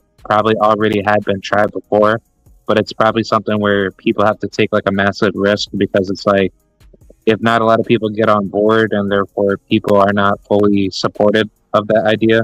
Yeah, that's the only issue. Is obviously it requires having the numbers. You know what I mean? That's the only issue. You take, for example, like where I was born and raised, it's like I would imagine there would be a number of people that would, no doubt get behind it, but it would be a minority here in this country, perhaps. You never know, though. It's something that would have to be, tried and tested. You can understand why it would take place in places like Honduras because, well, they've been put in a situation where governments become so out of control, It's the same with, countries like Venezuela. So you can understand why people in those desperate situations always seek ways around it. And that is a method, People independently looking after their own within a sort of like a membership thing. It's plausible. But like I say, I mean, it's the only issue is like the numbers. You know what I mean? That's the only thing. Yeah.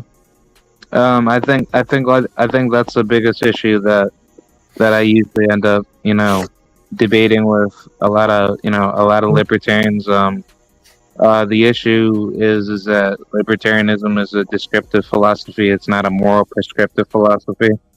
And a lot of people, can definitely get together to associate a good community, but it's just trying to get massive numbers where, if we have like at least like, let's just say like a couple million people to get together, let's just say in a nation like the UK, and 10 million people were armed to the teeth, and a lot of people were like, yeah, we the people out of the western part of the UK are going to secede from the state, and we are purely anarcho-capitalists, or we just want to have our libertarian society. Like stuff like that would be awesome, but it's like, it's so hard to.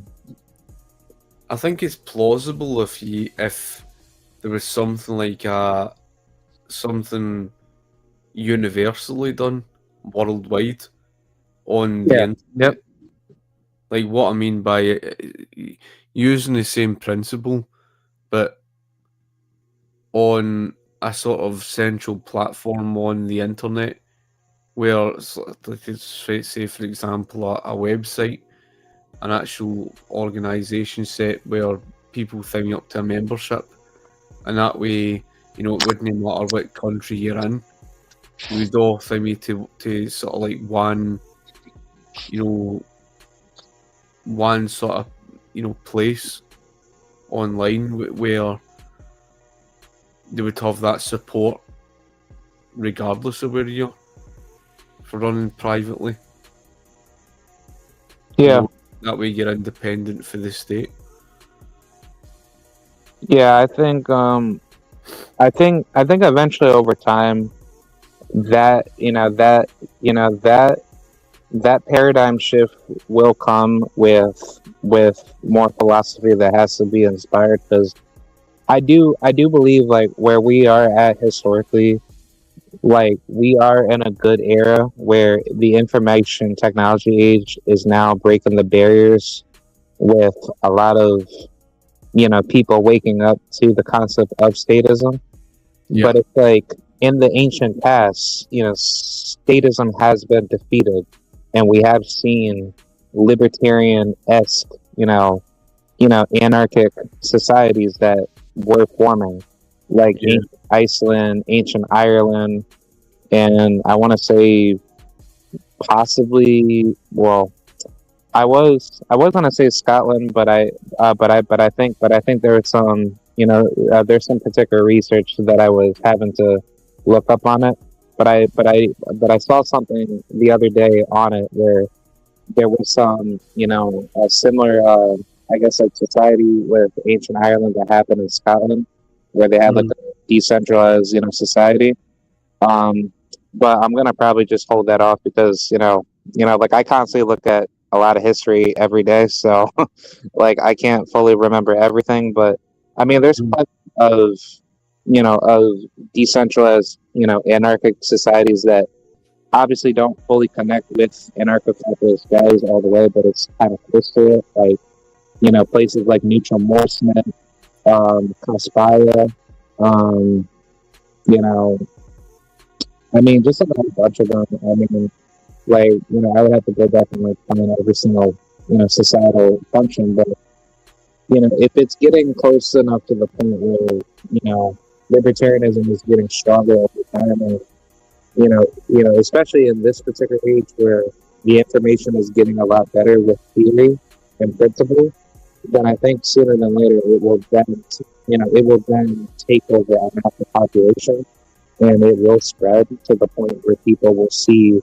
what actual true libertarians are pushing for, which is pure individualism, real respect for property rights, and having a true respect for the non-aggression principle. Because a lot of people just think that the non-aggression principle doesn't exist, but in reality, we do live by the non-aggression principle every single day. I think one thing that's going in their favour is right now, take for argument's sake the two-tier police system and everything. It's those things you can take advantage of that's going to influence change, because people are seeing the mess of the economy, they're experiencing it, they're seeing the governments are really the enemy of against people. They're seeing many things, and that's it's those circumstances that will influence taking advantage of to get people on board of freeing, and I've got a sense of that. More people will listen about the argument for free markets. It's just, and that's the truth. Yeah, I definitely like agree. I think it's just like I think it's a load of misguided information that people fall victim to, and as much as people like to say that they are principled people with their political philosophy, they end up faltering themselves because they keep listening to a lot of broken information. And I think what the issue that I tend to see within a lot of political debate commentary that's being spread throughout websites like YouTube or TikTok and all that crappy garbage is that a lot of people try to justify a lot of bad beliefs, and then a lot of people like to engage into it to say this is okay to believe in because everybody else says that it's fine, so therefore I'm just going to say that it's based to say that it's okay that war is justified and stealing people's property is justified. So yeah, I think it's a very disingenuous concept. But yeah, I just wanted to bring up one final topic, and I'll basically wrap up because I'm sure it's pretty late over there. I apologize. No, sorry, I'm fine. I mean, it's been interesting, obviously, talking about the subject matters. Hey, I mean, if you were here in the U.S., I'm sure the time zone would be a lot better. It's like because of the fact I was obviously doing the driving practice and that, I wasn't exactly expecting, because of the fact that I had been filming since last week or that. So, but I'm not too fussed. I mean, it's just one of those things that when I'm out and doing sort of like driving practice, takes up time and stuff. Yeah, I definitely don't blame you. Are you getting close to getting your license, or? It's one of these things that I've done all my lessons and that. I finished that in early, just before October there, and I've just been doing practice with my brother. So it's just one of those things that I failed my test on the 27th, and so I'm having to, with a massive backlogs. I managed to get one for the late March, but I've been trying to get earlier dates and stuff like that. So whether I get cancellations or that, I've just got to wait and see. But so I'm just basically going to practicing for the sake of that. Oh, wow. Yeah, I hope you pass it so you can, get your driver's license. I know. I'll be over the moon if I manage. Yeah. Yeah, well, the final topic I wanted to bring up is probably, about the massive inflation that's going on globally. Do you think that in terms of where everything's going with how inflation is kind of ruining a lot of populations, whether it's in the third world basically whether it's in the third world or the first world in the United States or etc. Do you think that some level of impoverishment will make people more desperate to try to live like a more destitute lifestyle, like do you think like if there's anything that could evolve with a really like bad Great Depression style economy, do you think that that could very well like turn into like a really bad event where a lot more nations are going to start having to like be more authoritarian over time, or probably more like disincentivized to help. What you're going to see is the whole thing with creating a problem and then governments acting as seeing a reaction and then governments acting as the solution, right? That's what you're going to see, right? So in other words, I mean, this has been long planned or whatever. That's what they're going to try, and they're going to try and push for that. But what you're going to see, and you're already seeing it now, is a massive pushback. People are starting to waking up. And the European Union is collapsing for this reason, because people are seeing it for what it is. People are waking up about the World Economic Forum. They're waking up about the agenda for the digital bank central currency, the digital IDs. They're waking up to all these sort of things, right?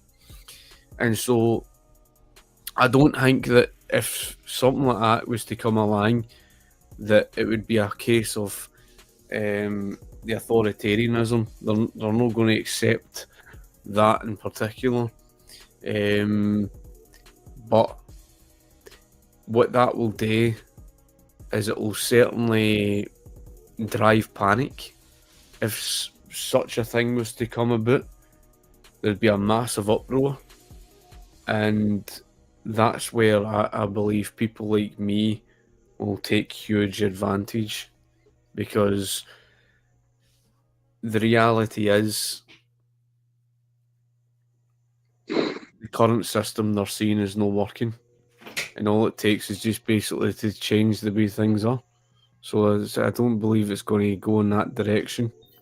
I don't believe it's going to influence that way where it's going to push towards authoritarianism.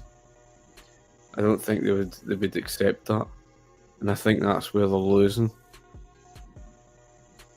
Yeah, I definitely think in terms of like where things are at right now, it's pretty decent for where it is.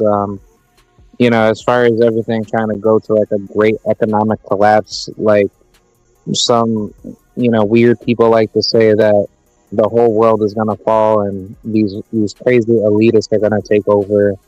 Like that's another like conspiracy type people where they try to make up like a lot of weird lies to predict into the future. I think that's a worldview that will probably never going to work anyway, because it's like if people are seeing the issues of what the state is doing on a global level, then eventually people will eventually resist to start, having to physically revolt if they have to. But it's in the sense like if government agencies are failing and therefore nation states are having to become more authoritarian due to the fact that they can't sustain resources, then I would say, eventually civil disobedience has to be, the next, line of defense, where if people are not getting the resources that the state is granting to them, then eventually more people will wake up to the concept of disobeying the government more. And if nation states are having to lose, that will certainly happen. Yeah. So I think eventually over time, as the information age gets a lot stronger, and as libertarian messages are getting a lot more known, in which I think that's not even like a problem. Like philosophy is definitely growing under our field. It's just more like, I don't think there's really anything else that really needs to be done even more, because it's more like a lot of people are definitely seeing corruption within their own government economies. I think what the truth is, like, if there's a breaking point where things are going to a level where people are being massively impoverished and therefore they're starving and it's becoming like a massive catastrophe, I think that would be like a tipping point for people to, be more hateful and more resistant to a lot of state, I mean, you're already seeing a pushback at the moment, even in Britain, over this immigration crisis and what the government has done. That's exactly what I was talking about earlier on, about the very fact that, they can make all the promises, but once things backfire on them, take for example Labour Party's recent budget, that has effect on people. See, when it has an effect on people, they push back and they go against it. That's why the Labour Party's going to collapse. So that's what I mean. And it's the same story. When people end up in a desperate state, the government's the one getting the blame for it. They're not going to be able to manipulate the people. Yeah. I think that's the same thing in the U.S. A lot of people that are like sensibly against immigration for the right purposes, they're speaking out against ICE, but the people like the radical conservatives or liberals that want to say open borders must happen or closed borders must happen, but ICE needs to be sustained in America, like that's creating like a massive paradigm shift to where a lot of people are now seeing like the issue that the immigration issue is becoming a bigger problem that opens the doors for a bigger issue of welfare statism to grow over time, allowing bad immigration to come into a country to destroy a nation's population, which is, again, in my honest opinion, it's neo-colonialist in nature, because you're inviting bad people over to your country and the state is sponsoring those people over. Versus if you have healthy immigration, you would push for smarter people to come into the country, and that would grow a nation's economy faster. Because like ideally, like if you're a hardworking man and you have a good track record of where you come from, you should be accepted as an immigrant to any country that you want to boost the game citizens with them. But I definitely agree with that, and I hope things definitely get better over there, because I don't want to see something pop off where it's like it's basically like Red Dawn, and basically what the UK turns into like a battleground. I know, you're already going to see conflict and stuff like that. People are already, getting angry enough as it is because of the way things are going. nobody asked for it, and you're definitely see a lot of folk in this country going against the entire thing. The way the polls predicted things could be completely wrong, and that's the thing. So when it comes to the election, I think you're going to definitely see that massive pushback, and if there's no, you will see things taken to the street. You basically will. Yeah, I think it all comes down to the Hegelian dialectic and the Streisand effect. It's definitely something I can definitely see that factors into a lot of situational situational moral axioms that people fall victim to. Yeah. I was also gonna say, if you know that libertarian YouTuber Liquid Zulu, he talked about that one concept with his debate with Dave Smith, where he talked about reductio ad absurdum, and I'm not really too deep into that whole concept, but I want to say that that fallacy is very common with like a lot of people, where if you bite the bullet for something like a moral, then eventually consequences build up over time, and it creates a very disillusioned mindset where you fall the bait for a lot of I should say basically like you fall victim to failure and not learn from your particular mistakes from it, because you bite the bullet to do something immoral that that is wrong in the first place. Yeah, that's the thing. It's one of these things. Yeah. Well, I think that's pretty much it. I wish I had more topics to bring up, but I wanted to kind of say what I needed to say because it's been on my mind. But I think that's pretty much it. I guess we'll talk again in the near future. Yeah, definitely, man. Yeah. Yeah. Do you have any last words? If you want to say anything before everything can be, concluded. No, I think it's like we were discussing and things like that. I think there is a positive, like I said before. I mean, there is a positive to take for things, and like I say, I mean, the way things are going, you're definitely going to see a pushback. That's definitely not going to go in the favour of those control freaks for sure, and because of people waking up to infringements on their own life, whether it's economic issues or threats of taking away their freedom and things like that, that's where libertarians can basically become the huge influence. Because trust me, see, when people are in that situation, then they'll start to listen to what you've got to say. Because that's where you're able to use that platform to say, this is the very reason why you never give the state the power. You never give the state the power over the economy, your economic life, over the police and things like that, because this is exactly what you're facing, and you introduce them to work. Like, take for example Mises' book, The Middle of the Road Leads to Socialism. You teach them these things. That's exactly what leads to these sort of things. So yeah, I think there's many positives to take for things. Yeah, I definitely agree.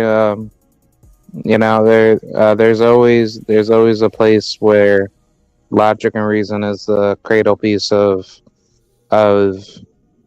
self-reliance and intelligence, and understanding the law of identity, and just understanding moral compass in terms of bodily like autonomy. So yeah, I definitely like agree with that, and that that was like a really good take right there.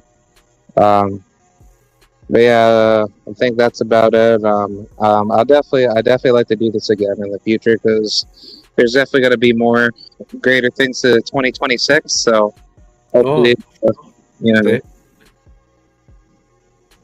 yeah. Yeah, I was gonna say like one other topic that I wanted to touch on was AI, but I'll probably save that for like another stream. I'll probably talk about that with you like another day because that was like on my mind, but I forgot to bring that up with you. Yeah, I can understand. Yeah, so yeah, but I will sign off for today, and hopefully everything is good over there, and hope you have a good night. And I definitely like to do this again, Scott. Yeah, definitely. I'm free mostly any time anyway, other than when I do go out driving practice and things like that. So I mean, any time, just let us know or that and text us, and obviously I can get that sorted. Yes, sir. Yeah, so I'll definitely follow up again in the future, and yeah, I appreciate your time and thank you very much. Yep. Yep. Thank you. Yep. Well, thank you very much. Hope you have a good night, and happy holidays, and happy New Year. Aye, same to yourself, pal. Have a good New Year. That. Yes, sir. Right. Thank you for that. Right, cheers. Yep. Cheers. All right, guys. I'm about to sign off. Thank you very much, Scott. And yeah. So I will see you guys later. Peace out. It's been a good show, and I will try to finish up the stream with the video. Hold on, give me 1 second. I'm gonna try to see if I can get my video, my outro. Hold on. Oh no, I can't do that. All right, so let's see. Oh, okay. Yeah, I don't think I could do that. Alright, so yeah, I don't think I could do that. Well, yeah, that sucks. Yeah, hold on, give me 1 second. I'm gonna try to see if I could do like my outro video. Usually I could do it, but I probably can't.